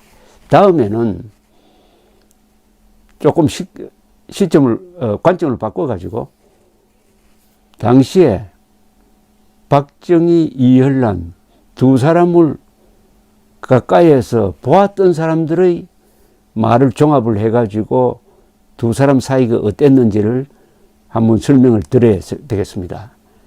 그렇게 해야 객관적이고 정확한 두 사람의 관계가 재구성되지 않을까 생각을 합니다. 목숨 걸고 박정희가 사랑했던 여인 이혈란 이야기 시리즈 제4회입니다. 제4회로서 일단 마무리를 하겠습니다. 지금까지 이혈란 씨 중심의 이야기를 했습니다. 이혈란 씨가 1987년에 자유기고가 강인옥 씨와 한 인터뷰 내용을 중심으로 쭉 설명을 드렸습니다. 마지막은 1950년 2월 6일에 용산관사에서 박정희와 동거하다가 밤에 가출을 하고 나서 마지막에 어디서 만났느냐 하면은 대구에서 스쳐 지나갑니다. 그때는 이미 이혈란 씨는 교사와 재혼을 한 상태고 임신한 상태인데 길을 걸어가는데 빵빵하는 소리가 들려서 돌아보니까 지프차에 박정희가 타고 있더라. 그러마 나 살려라 하고 달아났는데 다행히 트럭이 옆으로 지나가는 바람에 박정희와 만나지 못하고 그것이 마지막 만남이 되었다. 그리고 1979년 10월 26일 과거의 남편이라고 해야 되겠죠. 남편 박정희가 김재규의 총탄에 시해되었다는 소식을 들었을 때도 마음에 큰 동요는 없었다. 밥을 한 그릇 더 먹었다. 뭐 이런 이야기입니다. 그러나 돌아보니까 내가 너무 살살하게 대했다는 후회가 든다. 독한 사람이지만 여자에게는 그렇게 잘해주는 사람이었다. 이런 평이 있었습니다. 자, 그러면은 요 시간대에 박정희 중심으로 한번 볼 필요가 있습니다. 박정희는 요 시간대는 1947년, 48년, 49년, 1950년 6.25 전까지입니다. 이 시간대가 박정희로서는 가장 파란이 많았던 그리고 암울했던 그런 시기였습니다. 1947년에 가을에 이혈란과 결혼식장에서 만나고 첫눈에 반하는데 이 1947년이 중요한 해입니다. 이때 우선 세계 정세가 바뀝니다. 트루만 대통령이 트루만 닥트린을 발표해 가지고 소련의 평창주의에 맞서겠다 하면서 한국의 상황이 바뀝니다. 한국에서도 이승만 주도의 이제는 대한민국 건국이 38도선 이남에서라도 일어나야 한다. 이미 북한에는 소련의 꼭두각시인 김일성이가 정권을 세웠다. 우리도 이제는 통일정부 불가능하니까 단독 정부 만들어야 한다는 움직임이 본격화됩니다. 그러면서 세상 분위기가 슬며시 반공으로 돌았습니다. 반공으로. 우리가 처음부터 반공이었던 게 아닙니다. 2차 세계대전 때 소련이 연합군이었습니다. 더구나 북한을 해방했어요. 또 소련에 대한 소련이 독일과 싸워서 영웅적으로 이기는 걸 본 많은 사람들이 소련을 흠모하기도 했고 그때 우리가 후진국이니까 자연스럽게 사회주의가 스며들고 있었습니다. 그런데 47년부터 미국이 스탈린의 소련에 대해서 대결을 선언하고 그 전에 이미 이승만의 위대한 영도력에 의해서 우리는 공산주의와 같이 갈 수가 없다. 공산주의자들은 소련을 스탈린을 모시는 사대주의자다 해서 우리가 반공자유민주의 노선을 걷게 됩니다. 이런 판국에서 박정희는 흐름을 잘못합니다. 박정희는 1946년 10월에 가장 존경하던 형 박상희 씨가 대구 폭동에 연루되어 가지고, 이분은 좌익입니다. 진압 경찰로부터 총격을 당해 가지고 죽습니다. 거기에 한이 맺혔을 것이고, 요것을 노린 남로당의 공작이 들어옵니다. 이 박상희 씨의 친구 중에 한 사람이 황태성이고, 황태성은 나중에 월북했다가 5.16 후에 난파됩니다. 그러다가 잡혀서 죽습니다만은. 그리고 이재복이라는 사람이 있었어요. 이재복은 남로당의 군사 책임자였습니다. 남로당의 군사 책임자 이재복이 박정희 장교에게 접근을 합니다. 이때부터 박정희는 남로당에 포섭이 됩니다. 그런데 박정희만 남로당에 포섭이 되는 게 아니에요. 박정희와 망군 생활을 같이 했던 선후배들이 상당수가 남로당에 포섭이 되옵니다. 대한민국 장교복을 입고 남로당 조직원이 된다 이 말이죠. 어떻게 이런 일이 있을 수 있었느냐, 지금 생각하면 이해가 안 되시겠지만은 당시는 대한민국 서기 전이고 미군정 시절입니다. 근데 미군은 좀 순진한 생각을 가지고 있어서요, 사상은 자유다 해가지고 공산주의에 대한 적대감이 별로 없었습니다. 그래서 군내에서 남로당 조직이 확산되기 시작했습니다. 여기에 박정희와 관련된 인맥들이 많이 들어갔습니다. 특히 박정희가 좋아하는 사람들이, 예컨대 저 대표적인 인물이 최남근이라는 사람인데, 이 망군 선배입니다. 이런 사람들을 비롯해가지고 많이 남로당에 포섭되면서 군내에 상당한 조직을 갖게 되었습니다. 남로당이. 그러다가 이게 폭발합니다. 즉 1948년 건국한 2달 뒤 대구 여수 순천 14연대 반란 사건이 일어납니다. 그걸 흔히 여순 반란 사건 또는 여순 14연대를 특정해 가지고 여순 14연대 반란 사건이 일어나는데, 이거는 여수 순천에 주둔하던 14연대가 제주도로 토벌 작전을 나가기 위해서 대기하고 있는데, 남로당에 포섭된 지창수라는 이 하사관이 일으킨 반란이었습니다. 그래서 장교들을 사살하고 해서 완전히 반란군이 되어버립니다. 여수와 순천을 한때 장악해가지고 한 1000명 이상의 학살자를 만들어냅니다. 그리고 거기에 대한 진압작전이 이루어지는데, 그 진압작전 사령관은 원용덕, 그리고 참모장은 백선엽 밑에 작전장교는 김점곤 씨가 데리고 간 보좌관 역할을 한 사람이 당시에 육사중대장이던 박정희였습니다. 박정희는 남로당이면서도 남로당이 반란 일으킨 것을 진압하는 위치에 있었습니다. 자, 이 여수 14년대 반란 사건을 계기로 해가지고 이승만 정부가 안 되겠다, 군내에 침투한 이 남로당 세력을 일소해야 되겠다 해가지고 이른바 숙군이 이루어집니다. 숙군이라는 것은 군을 싹 정리한다는 뜻인데 숙청이죠. 그래서 수사 책임자가 정보국장인 백선엽, 그 밑에 수사 실무자가 김안일, 김창룡, 이런 사람들로 포진이 돼가지고 일대 수사 선풍이 붑니다. 그때 수사는 아주 무서운 수사였습니다. 붙들려 가서 고문하고 정기 고문하고, 그러는 과정에서 1948년 11월 11일 박정희가 연행된 겁니다. 그때 박정희는 이혈란과 용산관사에서 동거를 하고 있던 때였습니다. 자, 저가는 몇 차례 말씀드렸고, 붙들려 가서 어떻게 되느냐. 붙들려 가자마자 박정희는 수사에 협조합니다. 수사에 협조하는 이유 중에 하나가 이혈란이죠. 이혈란을 사랑하기 때문에 내가 잡혀갈 줄 알면서도 달아나지 않았다, 그런 메모까지 남기죠.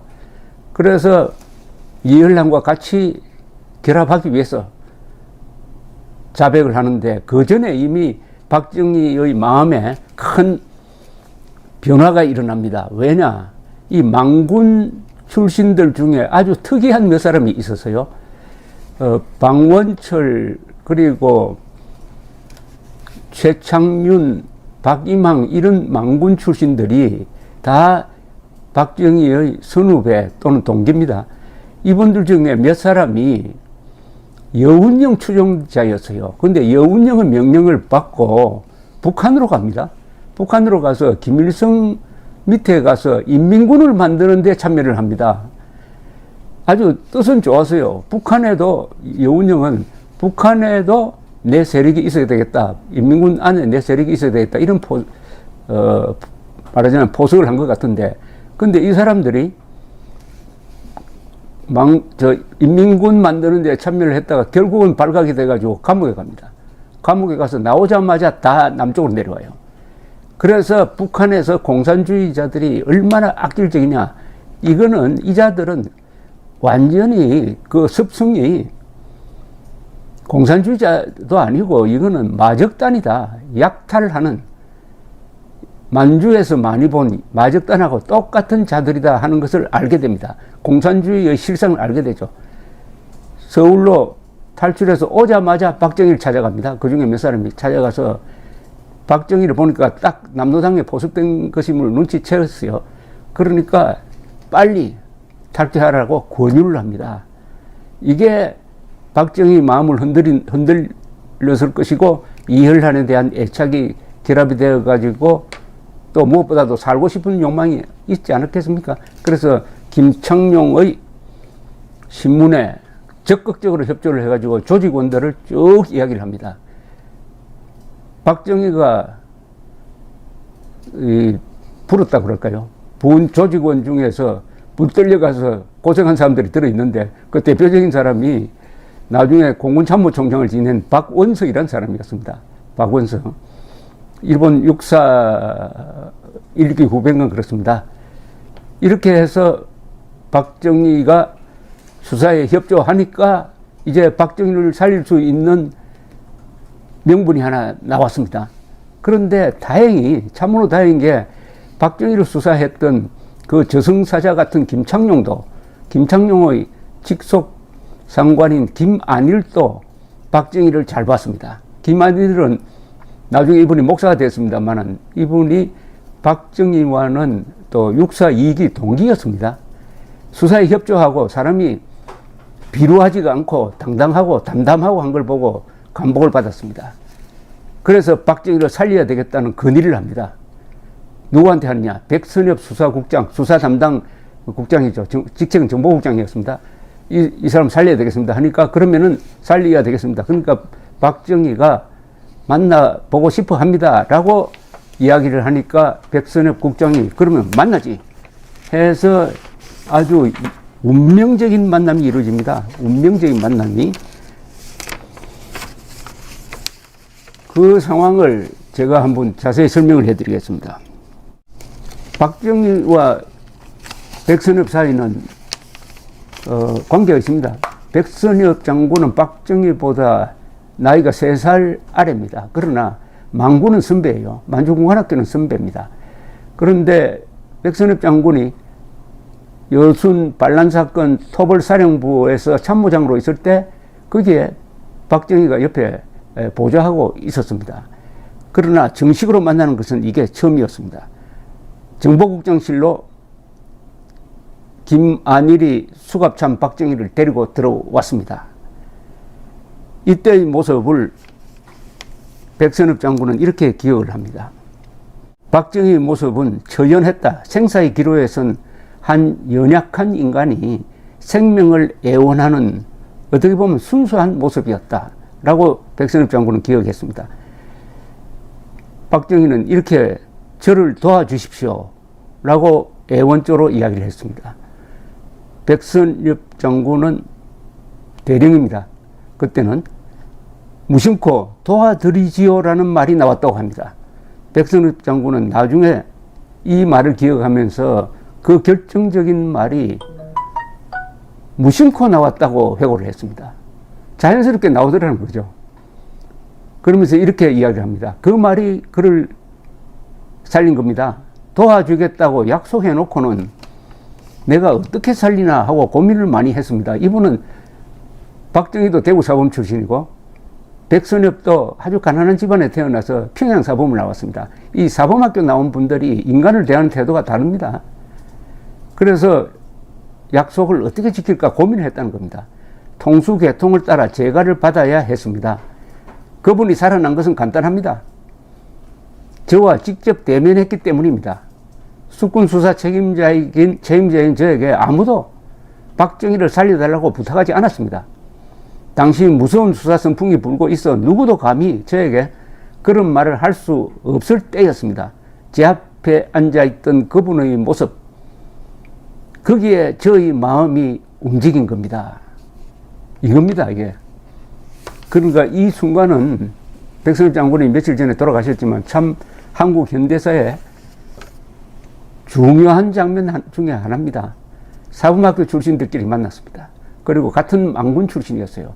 뭔가 통하는 게 있었겠죠. 그러나 무엇보다도 박정희가 살려달라고 하는 그 모습에 감동이 되었다는 겁니다. 감동이 되었다. 어떤 모습이었을까? 백선엽 장군의 회고로는 처연했다. 그러나 담담했다. 뭔가 움직이는 게, 마음 움직이는 게 있었겠죠. 그래서 어떻게 살려주느냐 하면은 우선 보정을 씁니다. 보정을 써야 무슨 건의라도 할 것 아닙니까? 그래서 백선엽 장군이 상부에 건의를 하기 전에 김안일, 김창룡 불러가지고 너희들이 박정희가 용서를 받을 만하다는 여기 글에 서명을 해라. 나도 도장 찍겠다. 해가지고 세 사람이 백선엽, 김안일, 김창룡 세 사람이 신원 보정에 도장을 찍습니다. 이것도 보통 있을 수 없는 거죠. 그때 누구를 살리고 죽이는 것은 마음대로인데 한 사람을 위해서 이렇게 지극히 정성을 들인, 살리기 위해서도 정성을 들인 경우입니다. 그래서 살아나는데 법적으로는 그러면 어떻게 처리되었느냐 한번 보겠습니다. 박정희는 백선엽 장군이 살려준다는 이 결심에 의해서 불구속, 그 다음부터는 풀려나와가지고 불구속 재판을 받습니다. 굉장한 특혜죠. 불구속 재판을 받는데 1949년 2월 8일 고등군법회의가 열립니다. 여기서 박정희에게 사형이 구형됩니다. 그리고 감형이 됩니다. 무기징역과 파면, 급료 몰수형을 선고받습니다. 선고 형량은 무기징역입니다. 무기징역. 사형 구형받는 사람이 불구속 구형을 받았다. 얼마나 많이 봐준 겁니까? 이날 선고를 받은 피고인은 박정희 소령을 필두로 69명이었습니다. 장교 42명, 사병 27명. 이들의 공통 죄목은 국방경비법 제16조 위반, 반란을 기도했다입니다. 그리고 고등군법회의 명령 제18호 1949년 4월 18일자에는 박소령에게 적용된 구체적 죄명이 병력제공죄로 되어 있습니다. 병력제공죄는 엄청난 거죠. 보통 사형입니다. 이 문서는 이들 피고인이 1946년 7월경부터 1948년 11월에 걸쳐 서울 등지에서 남로당에 가입, 군내에 비밀세포를 조직하여 무력으로 합법적인 대한정부를 반대하는 반란을 기도했다. 이렇게 적혀 있습니다. 그리고 박정희는 이응준 육군참모총장의 확인 과정이라는 게 있습니다. 군대에는 군법회의에서 재판을 하더라도 그 지휘관이 감명을 할 수가 있습니다. 그래서 징역 10년으로 감형됩니다. 사형 구형에다가 무기 선고에다가 10년으로 감형되고 동시에 형의 집행을 면제받는 겁니다. 4월 18일에 확정 선고가 나왔으니까 그 두 달 사이에는 박정희는 뭘 하느냐 하면은 또 백선엽 장군이 박정희를 현직에 그냥 임명을 해버립니다. 전투정보과, 정보국의 제일 중요한 과가 전투정보과인데 전투정보과장으로 박정희 소령을 근무하도록 합니다. 근무하도록 해서 두 달 뒤에 근무를 하다가 확정 판결이 나오니까 비로소 민간인이 되는데 백선엽 장군이 또 봐주는 거죠. 백선엽 장군 하는데 그때는 대령입니다. 박정희가 민간인으로서 전투정보과에서 근무를 하도록, 그 직제도 없는 겁니다.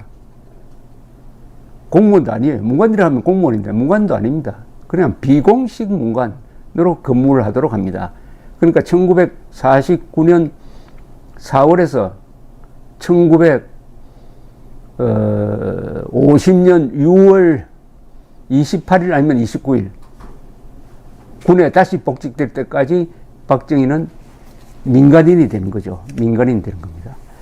이 역사의 흐름 속에서 박정희 이열란의 그 이루어질 수 없는 사랑이 아마 이해가 될 겁니다.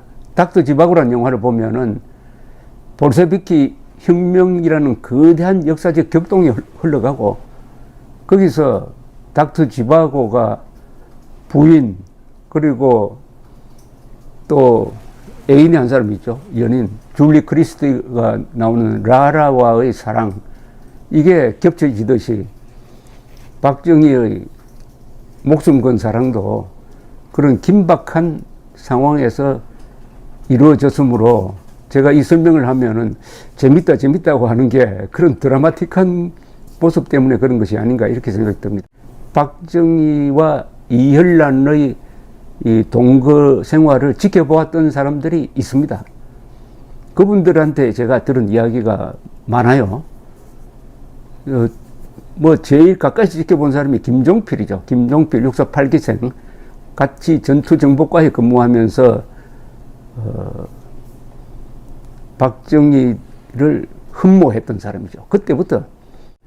그리고 한무엽이라는 분, 한웅진이라는 분, 또 이영근, 이런 분들이 남긴 박정희와 이열란의 동거, 그리고 그 옆집에 살았던 김정곤 씨의 정언, 이런 걸 다 종합하면은 티각태각했다는 겁니다. 박정희 대통령은 너무 애틋하게 이열란을 좋아하고, 이열란은 신경질적이었고, 가끔 박정희가 부부싸움을 했다면서 집에 들어가지도 않고 하는 그런 모습이었다는 이야기가 있습니다.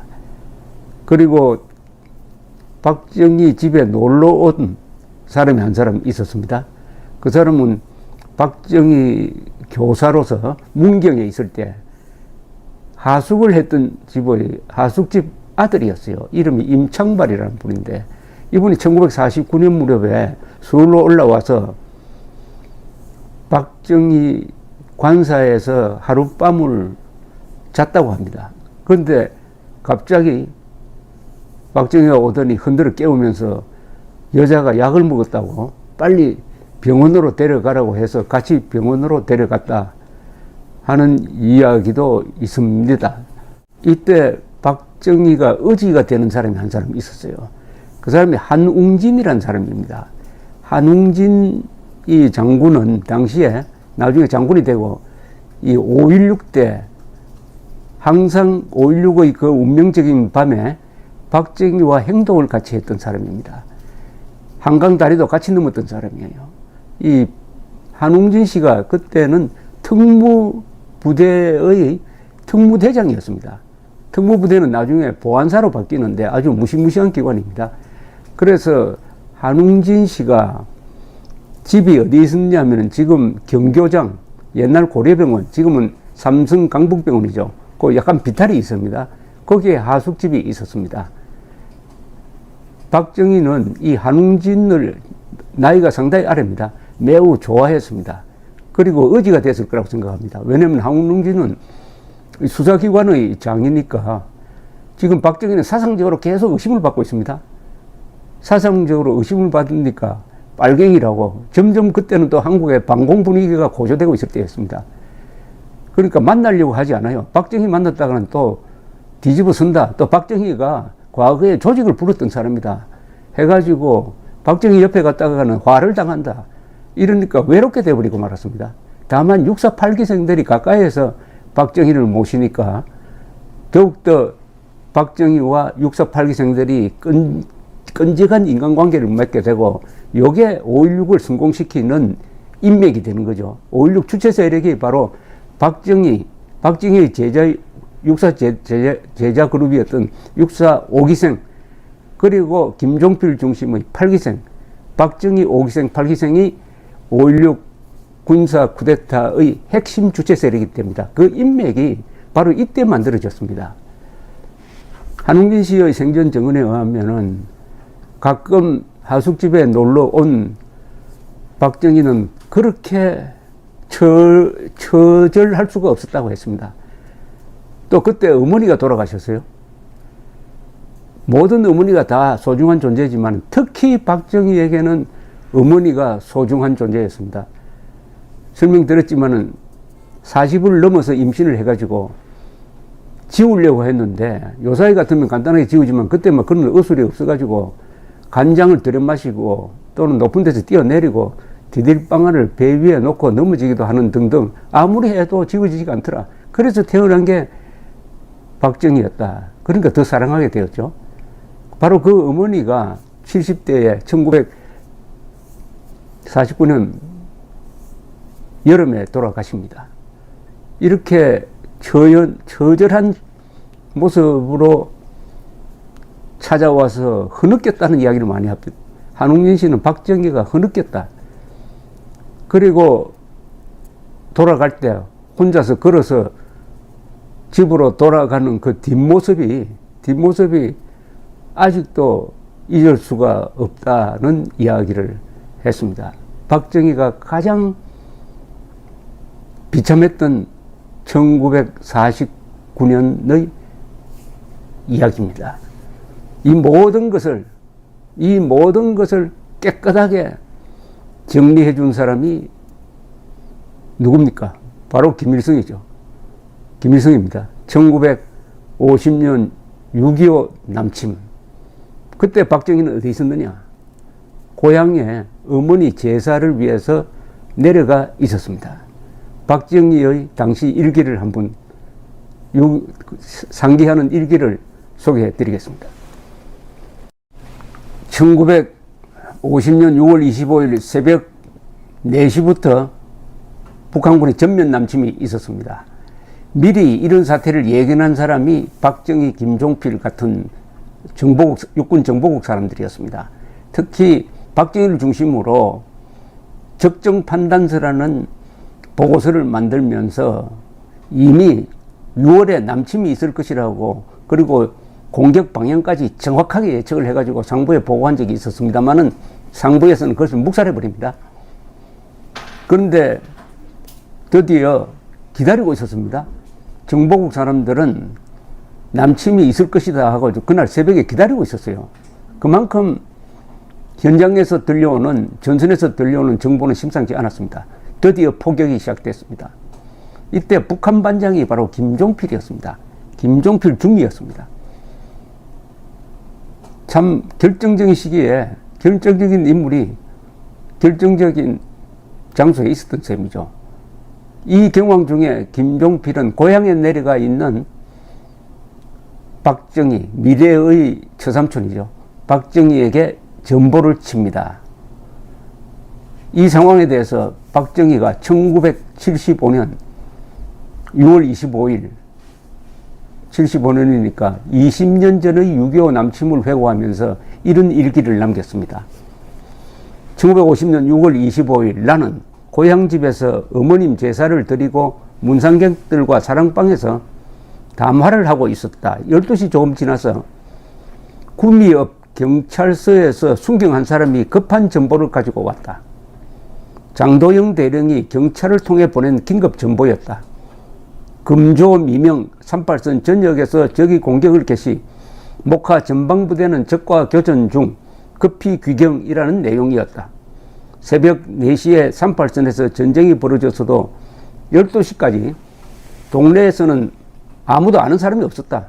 이 동네에는 라디오를 가진 사람이 한 사람도 없었기 때문이다. 오후 2시경 집을 떠나 도보로 구미로 향했다. 경부선 상행열차에 병력을 만재한 군용열차가 계속 북행하는 것을 볼 수 있었다. 25일 야간 북행열차를 탔으나 군병력 전송 관계로 도중 역에서 몇 시간씩 정차를 하고 기다려야 했다. 이 열차가 서울 용산역에 도착한 것은 27일 오전 7시경이었다. 거리를 다니는 사람들의 표정은 모두 불안에 쌓여 있고 위장한 군용 차량들이 최대 한도로 거리를 질주하고 서울의 거리에는 살기가 감돌기만 하였다. 용산 6번 벙커 내에 있는 작전 상황실에 들어가니 25일 아침부터 밤낮 2주야를 꼬박 세운 작전국 정보국 장교들은 잠을 자지 못해서 눈이 빨갛게 충혈되어 있고 질서도 없고 우왕좌왕 전화통화로 실내는 장바닥처럼 떠들썩하기만 하였다. 참 실감나게 적었습니다. 이렇게 해서 결국 육군본부가 철수를 하죠. 철수를 할 때 박정희는 그 아비규환 속에서 한강을 건넙니다. 한강을 건너서 먼저 내려간 정보국 사람들과 합류를 합니다. 그때 정보국장이 아주 운명적인 관계로 여러 번 얽히는 장도영 국장이었습니다. 5.16이 났을 때 육군참모총장이 장도영 씨입니다. 그러다가 나중에 박정희에 의해서 제거가 되죠. 그래서 미국에 가서 교수 생활을 하다가 돌아가신 분입니다. 장도영 정보국장이 박정희가 같이 한강을 걷는 걸 보고 감동을 했습니다. 아, 저 사람은 사상적으로 완전히 전향을 했구나.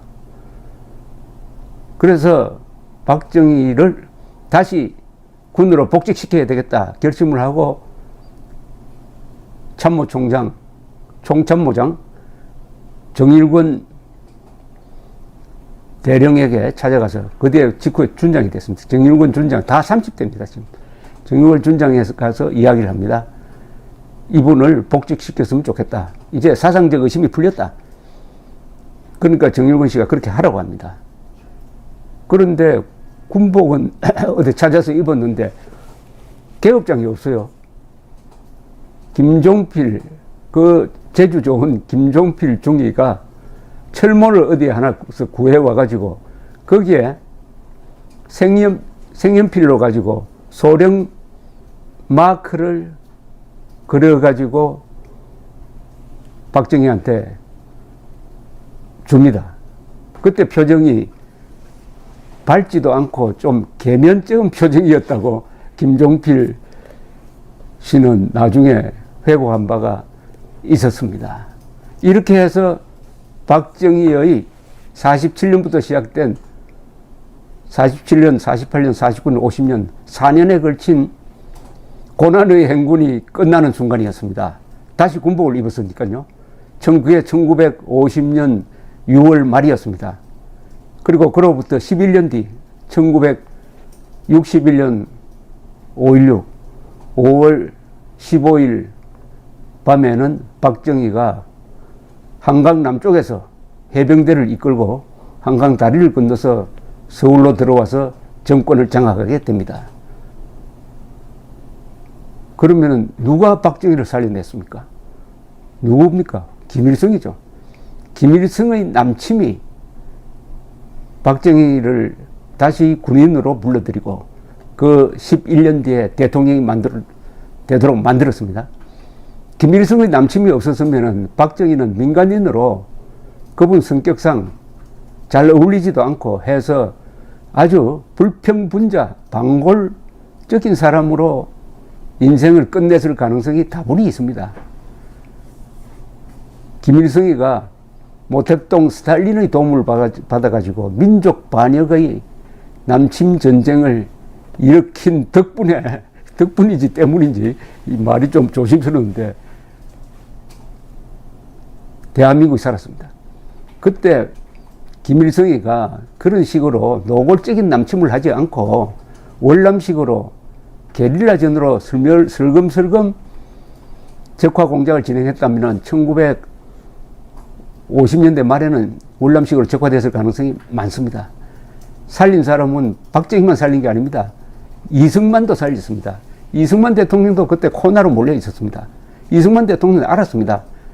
남침이 있을 것이라고. 그래서 미국에 군사 원조를 요청했으나 미국이 다 거절하고 말았습니다. 또 미국 입장에서는 한국은 지킬 필요도 없다고 생각했습니다. 그런데 김일성이가 착각한 게 공격을 하더라도 좀 조심해서 해야지. 전면 남침을 하니까 트루만 대통령이 성깔이 났습니다.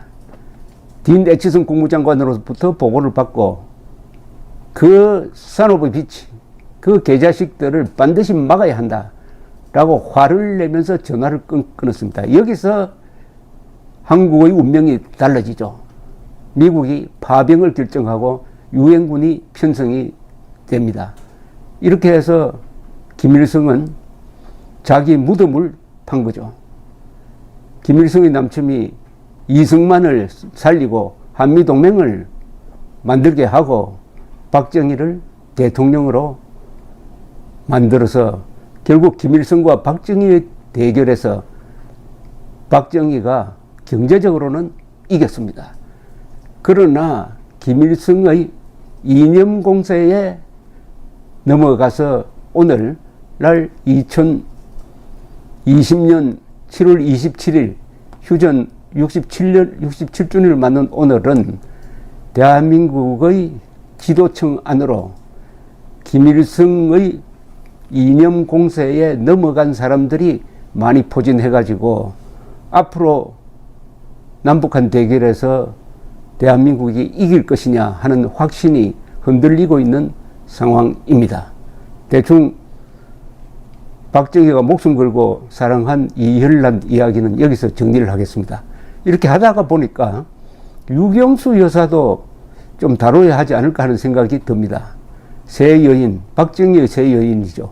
김호남, 이혈란, 유경수 부분에 대해서는 조금 며칠 있다가 다시 한번 정리를 해볼 생각도 갖고 있습니다. 그동안 많은 경청 감사합니다.